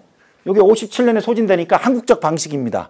우리는 이 기금 소진을 70년 후로 연장시키는 것을 재정 목표로 설정하자. 그래서 재정 목표가 70년 적립배율 1배예요. 앞으로 70년 동안 기금을 유지하고 마지막 70년 때 1년치 적립금을 갖는 걸 목표로 한다. 표입니다. 그러면 70년 이후에는 어떻게 되는데 기금이 없잖아요. 그럼 보험료가 더 높아지겠죠. 그때 몰라. 70년까지만 보겠다는 거예요. 왜? 20살에 가입한 친구한테 최소한 70년 동안은 네가 사망할 때까지 기금은 1년치 남아있다는 거 보여주면 얘가 안심하지 않을까라는 그런 측면에서의 재정 목표입니다. 엄격히 얘기하면 70년 이후에는 아직은 아무런 대답이 없는 거예요. 연금은 계속 지속 가능해야 되는데. 그래서 사실 재정 목표 치고는 서구의 재정 목표 중에서 우리나라가 제일 약한 재정 목표예요. 스웨덴식으로 독일식으로 하자고? 그러면 이렇게 나와야 되거든요. 수지 적자가 발생하지 않도록 하거나 우리처럼 소진되는 게 아니고 한 배든 두 배든 다섯 배든 계속 수면이 유지되게 하려면 들어오는 양과 나가는 양이 같아야 되잖아요. 그러려면 필요보험료율이 18, 20까지 가게 돼요. 그러면 이 국민연금법에 정한 위원회에서 하는 일이 두 가지거든요. 재정을 진단하고 이 진단 결과에 따라 제도 개선안을 제안하는 건데 제도 개선안의 강도가 너무 세지는 거예요. 사회적으로 논의 불가능한. 그래서 재정 목표라는 범주 안에 들어올 수 있는 가장 옹골한 재정 목표를 고안한 게 한국형 재정 목표고 그게 70년 적립배율 1배예요. 지금. 조금 복잡하지만 또 검색해서 한번 보십시오. 그렇게 되면 어떤 일이 발생하느냐? 2020년 내년에 지금 9%의 보험료를 바로 16%로 올리면 적립배율 1배가 달성합니다. 이 기금 곡선이 이 뒤로 연장된다는 거죠.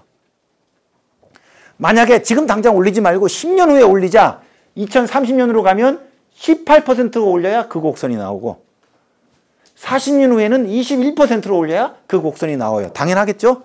그 조치가 뒤로 늦어지다 보니까. 무슨 말이냐면 MB가 패스했어요. 그때는 이거보다 낮은 필요보험료율이었어요. 박근혜가 패스했어요. 그때는 조금만 높은 거였어요. 그런데 문재인 정부 때는 이게 더 높아집니다. 따라서 문재인 정부가 만약에 혹시 또 패스하잖아요. 5년 후에 또 이게 닥치게 될 텐데 그때는 필요보험료율이 또 올라갑니다. 그 조치가. 그렇죠? 우리가 조치가 늦어지면 이제 안에 있는 문제가 더 심화되니까. 그래서 이게 지금까지의 지금 연금 제도에 대한 진단입니다. 이제 앞으로 이거에 대한 정부의 연금 개혁안과 그리고 논점들을 제가 소개할 텐데 혹시 이제 여기가 지금 전반전 끝났습니다. 연금 재정에 대한 연금 수리적 진단 결과를 제가 보고 드렸는데 혹시 질문? 하여튼 이 진단을 보면서 서로 여러 생각이 들겠죠. 차라리 해체해버려 뭐 이렇게 들 수도 있고 가끔 댓글 보면 그런 거 나오거든요. 야 그만둬 신경 쓰지 마. 내가 알아서 할게. 있는 거 낸 거 돌려줘. 이런 댓글들이 꽤 등장해요. 그죠? 예. 근데 공식적으로는 말을 잘 못하죠. 예. 이렇게 양복 입은 사람들 그런 말 못합니다. 예. 자 그러면 이런 진단 결과를 보고 우리가 예를 들면 환자가 왔는데 의사 선생님이 MRI를 찍었는데 사진을 보니까 심각한 거죠. 그러면 이제 이걸 어떻게 해야 될지가 잘 어려워요. 기존에 내가 배운 수술법 혹은 지금 개발된 수술법으로 될 수 있는 건지 어떤 건지 뭐 이런 논의입니다. 그런데 이게 자연과학이 아니고 사회과학이고 사회 정책적 영역이다 보니까 여전히 그 안에 어떤 유연성은 있습니다. 그리고 사람이 하는 일이거든요. 그리고 또 결국은 우리가 정치적으로 판단해야 되는 일이거든요. 그러다 보니까 판단하기가 쉽지도 않고 또 논란의 여지도 큽니다. 정부가 내놓은 걸 볼게요. 혹 관심 있으신 분들은 언론 기사를 보셨을 테고 작년 12월 달에 정부가 발표한 거고요. 지금 국회에 제출돼 있습니다. 언론 검색하면 다 나오는 정부가 4개 안을 냈어요. 전 좀 치사하다고 생각합니다. 지금 연금개혁은 뜨거운 감자거든요. 그래서 사실 아무도 만질라 그러지 않아요. 복지시민단체에서도 불편합니다. 저희는 복지 확대를 요구하는 거예요. 근데 저거는 딱 제동 결과를 보면 야, 연금 더 줘라는 말을 하기가 되게 어렵거든요. 그래서 사실 깝깝해요. 야당 입장에서는 뭐 이래 꽉 짜라고 얘기해야 되는데 야당이 그 얘기하면 표 읽잖아요. 그래서 연금개혁은 무조건 모든 나라에서 불편해요. 왜냐하면 인구 고령화 때문에 연금 문제는 다 나쁘게 나오니까. 따라서 연금제도 개혁은요, 모든 나라도 그렇고 집권당이 내는 거예요. 집권 세력이. 왜? 자기가 국정을 운영하고 있기 때문에. 서구 연금을 보면요, 진보정당이 집권할 때 연금개혁안 냈습니다. 연금을 깎는. 보수정당이 집권할 때 연금개혁안을 냈습니다. 연금을 깎는. 진보 보수가 아니에요. 그거는 국정의 책임자입니다. 하지만 그 이면에는 그 연금개혁을 둘러싼 사회적 논의가 대략의 공감대를 가지고 계속 쭉 진행되어 온 거죠. 그러니까 그게 그런 계기가 되면 보수당 정권이든 진보 3인당 정권이든 간에 연금개혁을 하는 거예요. 저는 그게 집권당의 소명이라고 봐요. 노무현이 그걸 한 거거든요. 따라서 한국은 연금 지금 제도는 서구 나라는 1차, 2차 문제가 사실상 지금 다 그 관리 가능한 수준에서 와 있는데 우리는 1차, 2차 다 지금 방치돼 있다 보니까 1차, 2차가 농축돼 가지고 연금 문제가 크게 드러나 있는 거거든요. 솔루션을 내기 어려울 정도로. 따라서 저희 같은 시민단체가 야당이 누가 얘기하기 쉽진 않아요. 저는 권력을 달라 그러고 나라를 운영하겠다고 했다면 저는 정부가 가능한 선에서의 무엇을 내야 된다고 생각하는데 4개안을 냈어요. 좀 치사한 거죠. 거꾸로 얘기하면 그렇게 설명해. 정부는 여러 다양한 의견을 뭐 반영하고 수렴하고. 근데 이렇게 하게 되면 사실은 어느 하나에 힘이 실리진 않거든요. 제1안 현행제도 유지. 현행제도라면 기초연금 30만 원 이제까지 올라갈 예정이거든요. 기초연금 30만 원 유지하고 국민연금은 40에서 9%를 유지하는 거고 기초연금은 30만 원까지 가는 겁니다. 현행 유지니까 기금 소지는 57년에 변화가 없죠. 제2안 국민연금은 가만히 놔두고 기초연금만 40만 원으로 올리는 겁니다. 여전히 기초연금 올리는 거니까 세금 부담은 더 커지고요. 국민연금 소진 연도에는 변화가 없죠. 제3안 더 내고 더 받는 겁니다. 그래서 기초연금은 30만 원으로 그대로인데 소득대체율을 45로 올리고 보험료를 3%포인트 올리고요. 소득대체율을 50%로 10%포인트 올리고 보험료를 4%포인트 올리는 겁니다. 그래서 한 사안은 한 5년 정도 기금 소진 연도가 뒤로 조금씩 뒤로 가요. 그리고 정부는 발표합니다. 지금까지 국민연금 재정 개선을 3차례 했는데 3번 할 때마다 맨날 핵심 주제는 재정 안정화였다. 급여 깎는 거였다. 지금 우리가 노후가 이렇게 불안한데 맨날 연금 개혁 논의할 때 급여를 깎는 방식으로만 논의했으면 되겠느냐. 재정 안정화도 필요하죠. 재정 안정화와 보장성 강화라는 2개의 연금 개혁의 목표를 균형 있게 달성해야 된다. 요번에 우리가 하겠다. 그래서 자랑해요. 노후소득 목표와 재정 안정화를 처음으로 균형 있게 추진하는 연금 개혁안이다. 왜? 1안만 빼고 2안, 3안, 4안이 다 연금액이 높아져요. 여기는 기초연금이 높아지고 여기는 국민연금이 높아지니까 보장성이 강화되죠. 그리고 3안, 4안의 경우에는 기금 소진 연도가 5년, 6년씩 뒤로 가요. 그러니까 재정 안정화도 일부 이루어졌다고 볼 수 있죠. 그래서 정부는 얘기합니다. 우리 연금 개혁안은 물론 넷 중에 하나는 국민들이 선택하셔야 되겠지만 지금까지 재정 안정화 중심으로 논의되어 왔던 역대 연금 개혁의 논의에서 보장성과 재정 안정화를 균형 있게 다루고 있는 연금 개혁안이다. 1. 자랑 1. 자랑 2. 지금까지는 연금 개혁을 논의할 때 국민연금만 갖고 논의했는데 이제는 법정 연금으로서 국민연금도 있고 기초연금도 있고 퇴직연금도 있잖아요. 새 연금의 다층 연금 체계에서 노후소득 보장을 접근하고 있다. 다층 연금 체계의 시야를 가지고 있다. 자랑 2. 자랑 3 뭐? 처음으로 연금 개혁의 목표를 설정했다. 재정 목표는 재정 안정화 목표라면 보장성 목표를 설정했다. 그래서 노후 최저생활보장이라는 개념을 이번에 제시하고요. 내셔널 미니멈이라는 제시를 제시해요. 그래서 여기 보세요. 현재 안은 87만 원이지만 2안, 3안, 4안으로 가게 되면 101만 원, 92만 원, 97만 원, 대략 100만 원이 나옵니다. 공적연금으로. 이거는 국민연금하고 기초연금 합친 것이죠. 그래서 국민연금하고 기초연금 합쳐서 대략 공적연금 100만 원을 달성하는 안이에요. 여러분이 2안이든 3안이든 4안이든 어느 걸 선택하시든 것은 대략 100만 원이 나옵니다. 그래서 노후 최저소득 보장을 달성한다. 이게 세 가지가 연금개혁안을 국회에 제출하면서 정부가 자랑하는 겁니다. 그리고 근거 다 말씀드렸죠? 연금액이 올라가고요. 소진연도가 뒤로 가고요. 기초연금, 국민연금 다층 체계가 동원되고요. 공적연금 100만 원이 제시됩니다. 괜찮죠? 예. 그래서 항상 정부의 보도자료만 보고 평가하기는 어렵죠. 이건 정부의 보도자료 내용, 홍보 내용입니다. 이거에 대해서 어떠세요? 여러분들 혹시 1, 2, 3, 4안 중에 어디? 아까 질문하셨던 어느 안이었으면 좋겠어요? 상대 평가, 상대 비교로. 2안 기초연금 인상. 아마 이유는 예? 그러니까 보험료 올리지 않으니까. 그 대신 이제 기초연금 오르고. 아까 질문하셨던 분 어느 안 하시겠어요? 넷 중에 하나를 골라야 한다면. 저 같은 경우에는 이제 3안? 3안. 조금 더 내고 또 조금 더 받는. 그래서 조금씩 계산하는. 저는 방금 전에 여쭤봤던 게 결국에는 나중에 가서 재정 소진일 때 그때 아니면 그 이전에 사회 갈등이 더 심화되는 그 부분이 더 큰 문제라 생각하니까 지금에서부터라도 이제 조금씩 올리는 보험료를 조금씩 올린다는 취지에서 3안.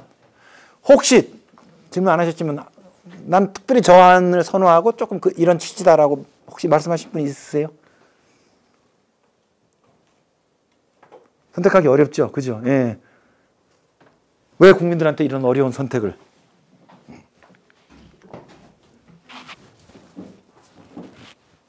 첫 번째, 국민연금법 제4조의 내용이에요. 아까 설명했던 1998년에 만들어진 거거든요.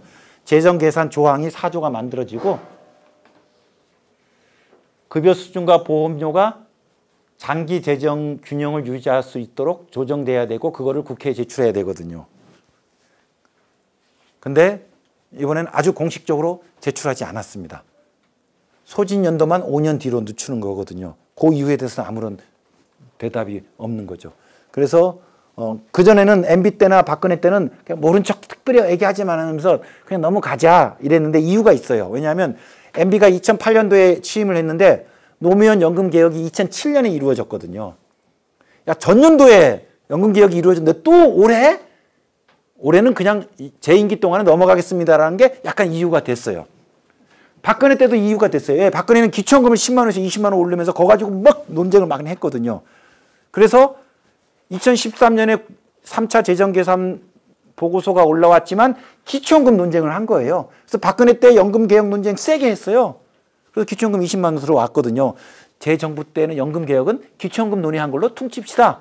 뭐 약간 일리가 있어요.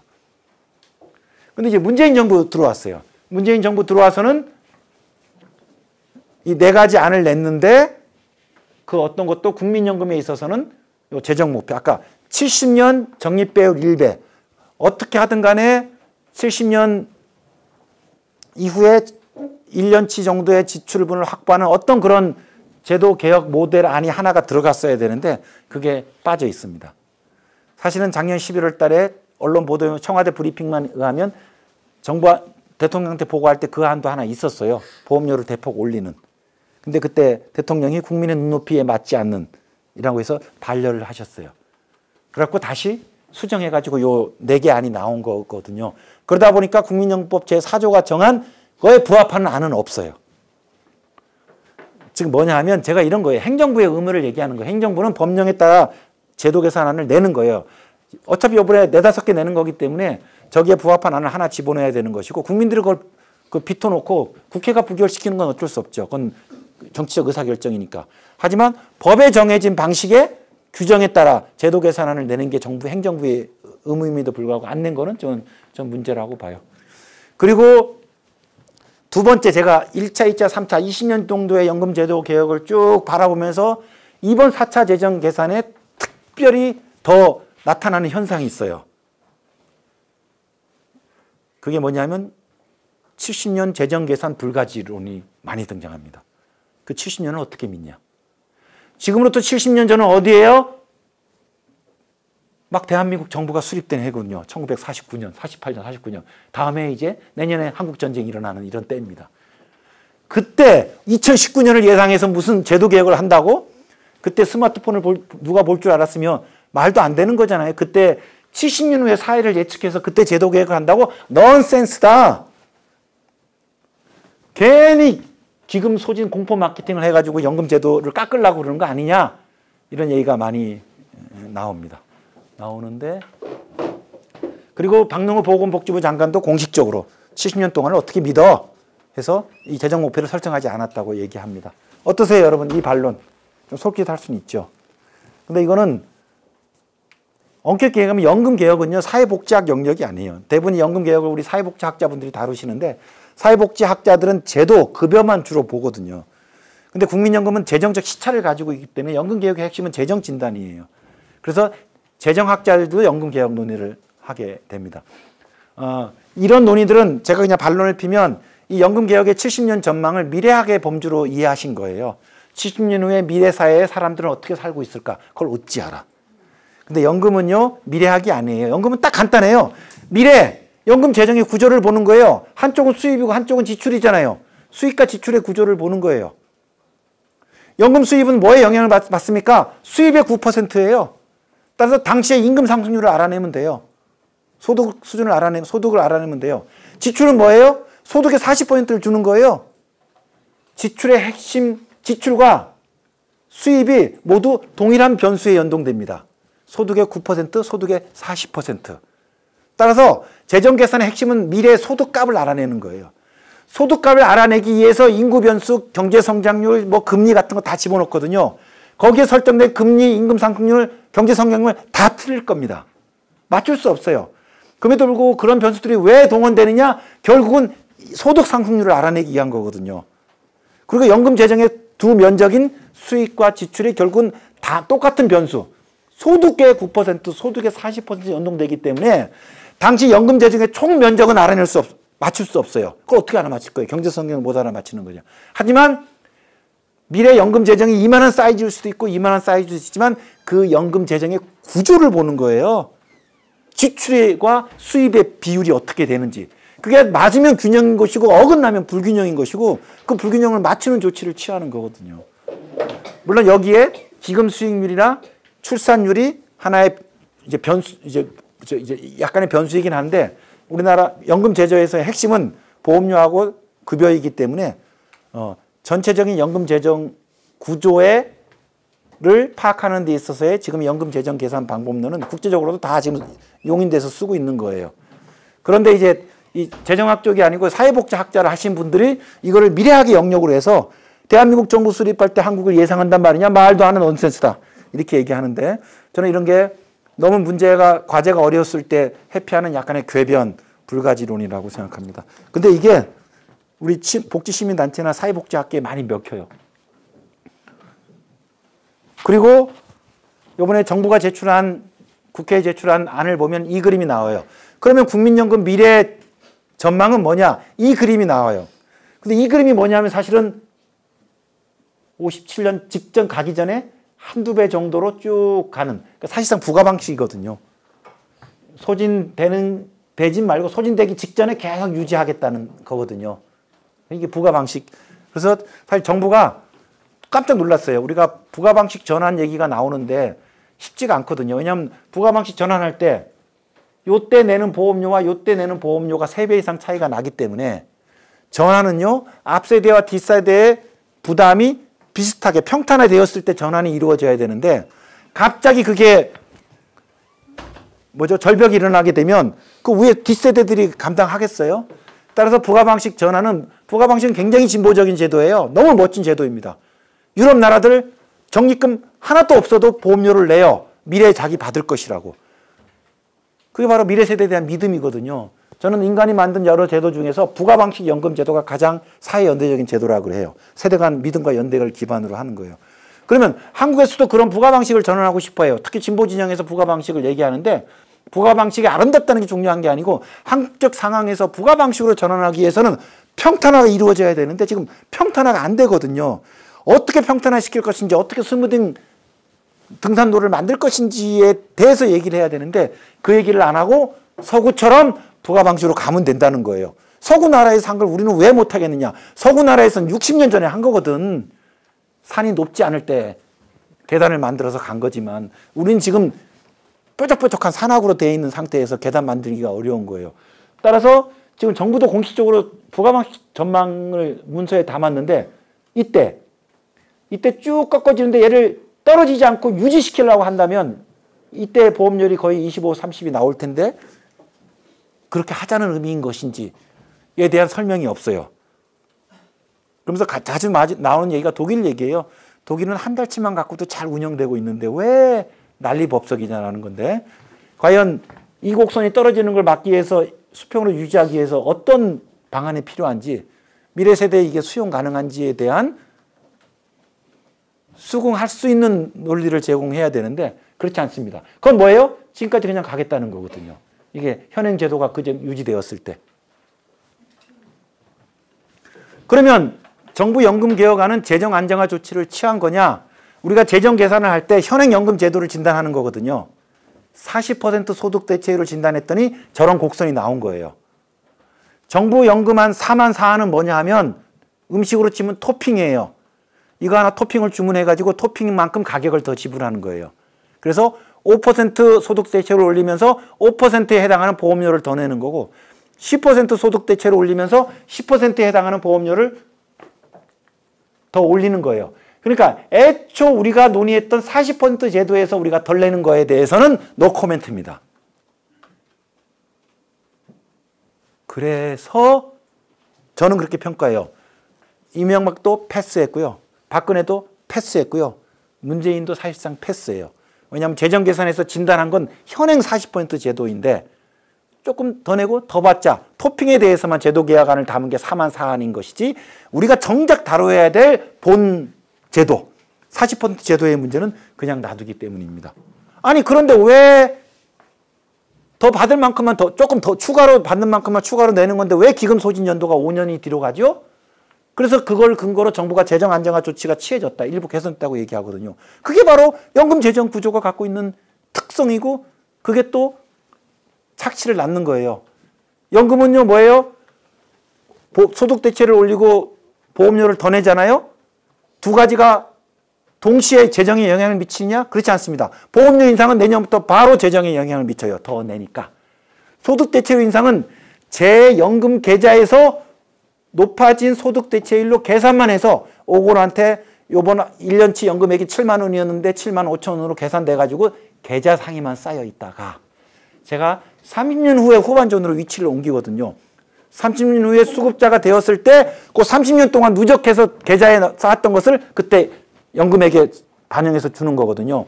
따라서 30년, 40년의 시차가 존재해요. 연금 제도는 대체율과 보험료의 짝인데 똑같이 건드렸더라도 전반전에는 보험료가 영향을 미치고 후반전에는 누적됐던 지출이 영향을 미치는 거거든요. 그러니까 앞으로 57년이면 38년 후에 작년 기준으로 39년 후에 소진이 되는데 보험료하고 대체율을 같이 올렸어요. 보험료가 계속 영향을 미치고 대체율은 30년이나 40년 후에야 비로소 영향을 미치게 되거든요. 턴 효과 때문에 기금이 쌓여가지고 기금 소진 연도가 5년 뒤로 가는 거예요. 그러면 기금 소진 연도가 5년 뒤로 가니까 괜찮냐? 5년 이후부터는 높아진 대체율만큼의 연금 지출이 지급돼야 되는데 그때 기금이 하나도 없잖아요. 그 세대들한테 보험료로 다 부과해야 되는데 부가방식 필요 보험료율이 더 5%포인트가 더 높아지죠.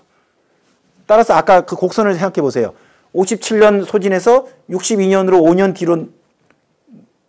뒤로 간 요거만 보면 기금 소진 연도 워낙 기금 소진 연도를 중심으로 보기 때문인데 기금 소진 연도를 보면 재정 안정화로 볼 수 있지만 딱 5년이에요. 5년 이후에도 제도는 운영해야 되는데 그 63년, 62년 이후에 연금 지출은 더 커지기 때문에 미래 세대 부담이 더 커지는 겁니다. 과연 이거를 재정 안정화로 설명해도 될까? 연금 재정이 갖고 있는 시차의 특성에 따른 재정 구조의 변동일 뿐인데 혹은 일종의 착시인데 정부가 이거를 공식적으로 재정 안정화를 취한 것으로 설명해요. 왜? 사람들이 다 기금 소진 연도를 기점으로 평가하거든요. 기금 소진 연도가 땡겨지면 악화된 거고 뒤로 가면 개선된 거라고 보기 때문에 저는 정부가 이런 방식으로 연금 재정에 대해서 정보를 국민한테 제공하는 거 심각한 문제라고 생각합니다. 다층 연금 체계라고 얘기하는데 다층 연금 체계는요. 세 가지 연금 제도가 있다 보니까 세 가지를 조합해서 시너지 효과를 내야 되는 거예요. 기억해 보세요. 1, 2, 3, 4안. 1안 그대로. 2안 기초연금만 바꾸고요. 3안, 4안은 기초연금은 그대로 놔두고 국민연금만 바꾸는 거예요. 전혀 다층 체계를 조합한 연금 개혁안이 아니에요. 우리나라에는 법적 연금이 3개 있다는 것을 확인할 뿐이지 실제 연금 개혁안은 예를 들면 이렇게 나왔어야 돼요. 여기 있는 것처럼 대안처럼 3개의 연금을 가지고 계층별로 조합을 해서 연금 개혁안을 만들어야 되는데 노소득 보장성은 기초연금을 올리는 방식으로 합시다. 국민연금 어떻게 할까? 여긴 좀 재정 안정화가 좀 필요할 것 같은데 국민연금 소득 대체율은 그냥 놔두고 하지만 노후연금은 기초연금도 있으니까 기초연금을 올리는 방식으로 보장성 전체 연금에서 국민연금의 재정 안정화는 보험료율 조금 인상하는 것. 이런 식으로 해서 보장성과 지속가능 재정 안정화가 연금개혁의 두 목표이기 때문에 이 둘을 새 연금을 서로 조합시켜서 만드는 게 다층 연금 체계에서의 개혁안인 것이지 말은 다층 연금 체계라고 하면서 1, 2, 3, 4안이 다 개별 연금만 연금 개혁에 들어오면 다층 연금 체계가 아니에요. 사실 제가 국민연금에서 노후소득 보장이 불가능하다고 보거든요. 이 상태 때문에. 가능해요. 근데 다층을 활용해야 돼요. 기초연금도 있고 퇴직연금도 있어요. 그래서 하지만 계층별로 특성은 다 다르거든요. 이 세 가지를 해서 중층의 노후소득 보장 체계를 만드는 게 제 답이라고 생각하는데 지금 일부에서는 계속 국민연금 하나에 목을 다는 경우죠. 그래서 정부가 다층 체계 연금을 했는데 사실 이것도 엄격히 보면 다층 체계 연금이라고 보기 어렵습니다. 그래서 지금 정부가 마음속으로 밀고 있는 게 4만 4안이거든요. 4만 4안을 보면 현재 국민연금 40% 소득 대체율의 재정 불균형은 그대로 방치합니다.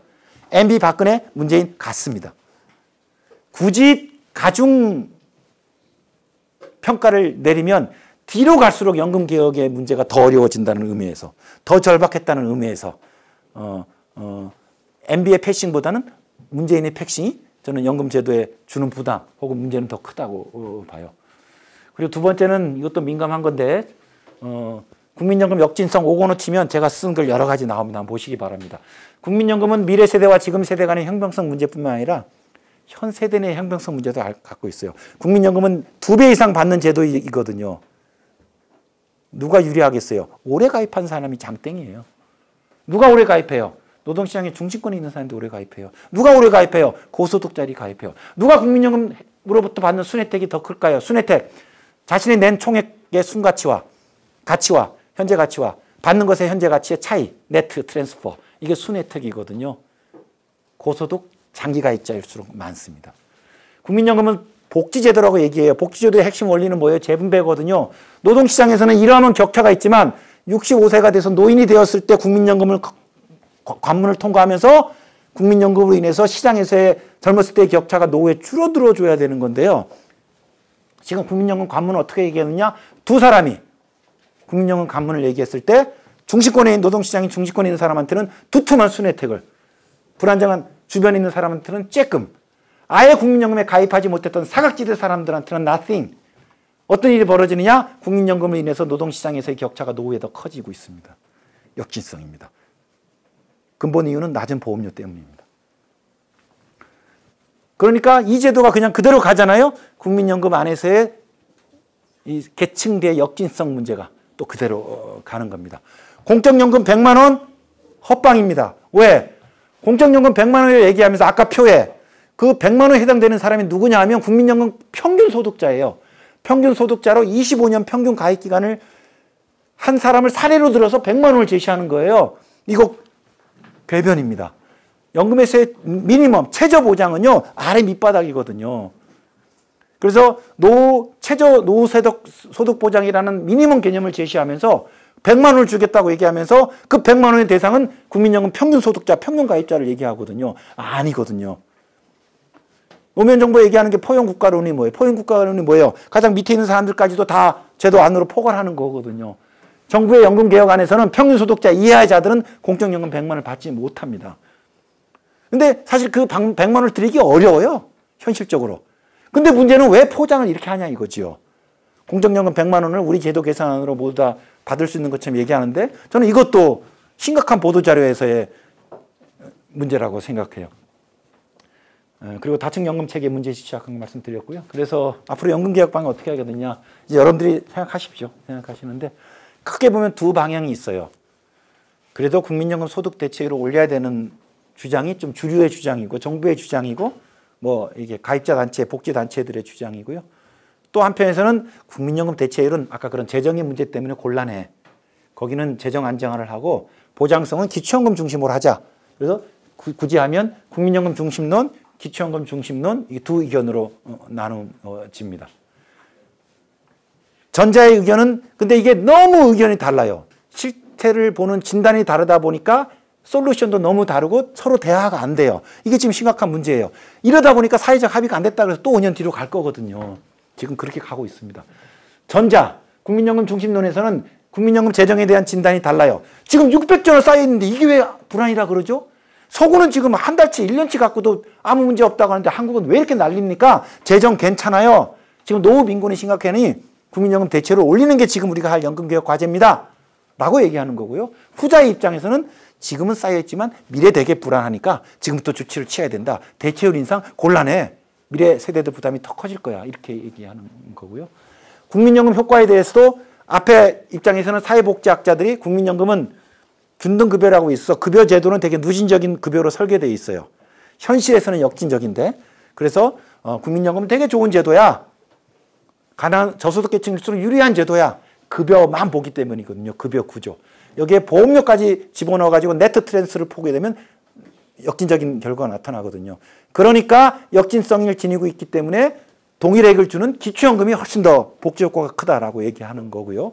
그런 효과에 대해서 의견이 다르고 세대 간 형평성은 국민연금 중심으로 하시는 분들은 이중부담론을 얘기해요. 뭐냐면 우리는 지금 공적연금이 없는 부모도 부양하고 내도 스스로 부양하면서 공적연금을 내고 있는데 미래 아이들은 자기만 부양하면 되는 거 아니냐. 따라서 이게 우리 국민연금, 공적연금 첫 세대가 이중부담, 샌드위치 부담을 하고 있다는 거예요. 그래서 미래 세대한테 좀 의존해도 괜찮다는 거고 후자 입장, 저 입장이죠. 공적연금 첫 세대가 이중부담인 건 맞아요. 모든 사회에서 항상 부모 한 번 부양하고 또 부모로부터 피부양 받는 게 1대1 구조인데 공적연금 첫 세대는 부모 부양하고 자식한테 부양받을 수 없기 때문에 자기 부양을 하거든요. 그래서 이중부담인 건 맞아요. 근데 이 이중부담의 한타는 부모한테 해야 되는 거예요. 부모님들은 한 번만 부양하면 됐지만 우리는 두 번이나 부양해서 힘들어요, 부모님. 이 얘기는 맞지만 자식들한테 우리가 이중부담이니까 나눠 갖자고 자식들은 사중부담이거든, 지금. 인구구조가 더 나빠지다 보니까 우리가 덜 낸 거 부담하죠. 직거 부담해야지. 기초연금 부담해야지. 의료비 더 많아지거든요. 의료비 부담해야지. 이런 식으로 논리구조로 따지게 되면 미래 세대는 갈수록 노후 부양 부담이 커지는 인구구조이거든요. 인류사적 과제예요. 근데 이거를 앞세대한테 한탄하는 건 일리가 있지만 뒷세대한테 사중부담의 문제를 가지고 있는 아이들한테 이중부담이니까 이거를 니네가 가져라 가라. 저는 그것 좀 곤란하다고 봐집니다. 그리고 부가 방식도 국민연금에서는 뭐 소진되면 부가 방식으로 가면 되지 뭐. 세금 투입하면 되지 이렇게 얘기하는 거고요. 후자에서는 수지 격차가 커서 그게 과연 가능하겠느냐. 부가 방식 전환이 가능하겠느냐. 그때 세대 간 갈등이 수습되지 않으면 그 피해가 결국은 국민연금 외에는 다른 노후 수단이 없는 사람들이 바로 폭탄 맞는 거거든요. 다른 노후 포트폴리오를 갖고 있는 중상위 계층에서는 국민연금에서 어떤 사회적 파탄이 나더라도 다른 포트폴리오에 있으니까 죽진 않고 살지만 딱 국민연금 하나 믿고 있는 사람들한테 국민연금이 미래 세대 간 갈등의 한복판에 있어가지고 이게 어지러워졌을 때는 이거 다 완전 다 노후빈곤에 방치되는 거거든요. 그래서 이 위험한 게임을 어떻게 그냥 놔둘 수 있겠느냐는 거고 다층연금 체계도 그래서 국민연금만으로 해결할 수 없으니 기초연금을 세금을 증세를 해서 두텁게 하고 그리고 또 퇴직연금도 좀 연금으로 바꾸고 이런 식으로 다층연금 체계를 실질적으로 가자는 게 후자의 입장이고 전자의 입장에서는 기초연금 그 미래 애들이 깎으면 고만인 거 아니냐. 퇴직연금 지금 여러 가지 이유로 일시금으로 수령하는데 연금으로 수령하기 어렵다 현실적으로. 다층 연금 체계 현실성 없다. 뭐 이런 식으로 얘기합니다. 다 근거가 있어요. 그리고 앞쪽에 쓰면 앞쪽이 다 그럴듯하고 뒤쪽에 쓰면 뒤쪽이 다 그럴듯해요. 그래서 지금 평행선.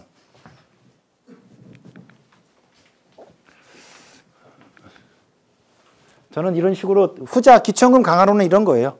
그래서 퇴직연금을 연금으로 만들고 요 초록색이 새로 추가되는 겁니다. 국민연금은 그대로 놔두고 보험료는 조금 올리고 기초연금도 올리고 또 하위계층 기초연금은 두 번째 기초연금, 보충 기초연금 정도로 해서 좀 더 주고 뭐 이런 식으로 해서 기초연금 강화로 갔으면 좋겠다라는 겁니다. 마지막으로 요거 말씀드리죠. 예, 지금 한국의 연금의 정치적 지형을 보면 미래의 지속 가능성에 대한 부담이 되게 불안을 많이 가지고 있어요. 받을 수 있을까? 이 받을 수 있을까에 대한 정부의 공식적인 답변은 받는다는 것을 법에 명시해 주겠다. 지급 보장을 법제화시키겠다는 게 답인데 과연 그렇게 해서 지급 가능성에 대한 불안이 사라질까에 대한 의문이 있고 문제가 너무 어렵다 보니까 풀려고 달려드는 자가 없는 거예요. 다 부담 회피입니다. 그리고 이거는 결국은 정치적 영역에서 의사결정돼야 되는데 그 정치적 대변자들이 이 뜨거운 감자를 아무도 안 만지려는 거예요. 야당은 당연히 안 만지고요. 집권당만은 그래도 조금은 이렇게 좀 어디로 옮겨줘야 되는데 집권당조차도 MB도 그렇고 박근혜도 그렇고 제 평가에서는 문재인 정부도 결국은 패싱입니다. 그래서 또 5년 갈 것 같습니다. 5차 재정 계산에 나온 미래 필요 보험료율은 또 올라갑니다. 5년이 늦어진 만큼. 마지막인데요. 그러면 도대체 당신이 얘기하는 것처럼 가면 될까? 모르겠어요. 도대체 기초연금으로 얼마나 이거를 충당할 수 있을지. 일단 충당하려고 노력해보자. 저는 한국 사회에서 증세가 굉장히 중요한 과제라고 생각이 들어요. 그리고 또 하나는 근본적인 문제죠. 21세기 저는 인류는 한국도 그렇고 두 가지의 21세기적 인류사적 과제를 가지고 있다고 해요. 하나는 생태고요. 지구가 죽어가는 거. 계속 이제 마스크하고 산소호흡기 들고 이제 댕기셔야 될지도 몰라요. 여러분들 노후가 되면. 또 하나가 노후입니다. 초고령화의 문제입니다. 지금의 인구 시뮬레이션에서는 진짜 감당하기 어렵거든요. 100명의 경제활동 인구가 100명의 노인을 부양한다는 게 그게 가능할까? 저는 노후의 재구성이 필요하다고 봐요. 당연히 노인들한테 사회적 역할이 주어져야 되겠죠. 일자리가 주어져야 되겠죠. 어떻게 해야 되겠어요? 화끈하게 일자리 나눠야 돼요. 노후시간 단축해야 돼요. 산업적으로 저는 가능하다고 봅니다. 그리고 또 일정한 재원을 마련해가지고 또 일하지 못하는 사람들이나 혹은 노인들한테 또 줘야 되겠죠. 이거는 사실은 그런 경제적 기반, 생산력은 우리가 가지고 있다고 보거든요. 하지만 그거를 이런 방식으로 바꾸는 사회적 관계, 사회적 힘이 없기 때문에 지금 엄청난 양극화가 이루어지고 있다고 봐요. 그래서 저는 노인들한테도 더 역할을 줘서 65세 노인이 아니고 75세 노인으로 되면 노인 수가 줄어들거든요. 일할 수 있는 사람들까지는 75세까지 주면 그분들한테 연금 안 드려도 되는 거거든요. 그래서 다양한 방식의 이 노후의 재구성이라는 인류사적 프로젝트가 있다고 봅니다. 그래서 한국 사회에서 연금 문제는 지금 정부안처럼 국민연금 제도 안에서 보험료를 조금 올리고 국민연금 보험 대체율을 조금 올리는 방식으로 논의할 게 아니다. 이 국민연금에는 미래 한국 사회 지속 가능성이 담겨 있거든요. 그래서 한국 사회에서의 재정적 여력을 강화시키는 방안. 또 하나는 급격한 초고령 사회에서의 인구 구조를 연착륙시키는 방안. 그건 이제 노인 역할의 활성화라고 봐집니다. 그리고 분배 구조의 시장에서의 분배 구조의 개선이죠. 그런 면에서 연금 개혁은 단순하게 국민연금 개혁 안에서의 미시적이고 모수적인 제도 개혁의 문제가 아니고 한국 사회 재정 구조, 그리고 노동시장의 구조, 그리고 노후의 재설계까지 한꺼번에 논의해야 되는 저는 인류사적 의제라고 생각해요. 정부한테 얘기하는 거 이거를 팍 의제를 넓혀라.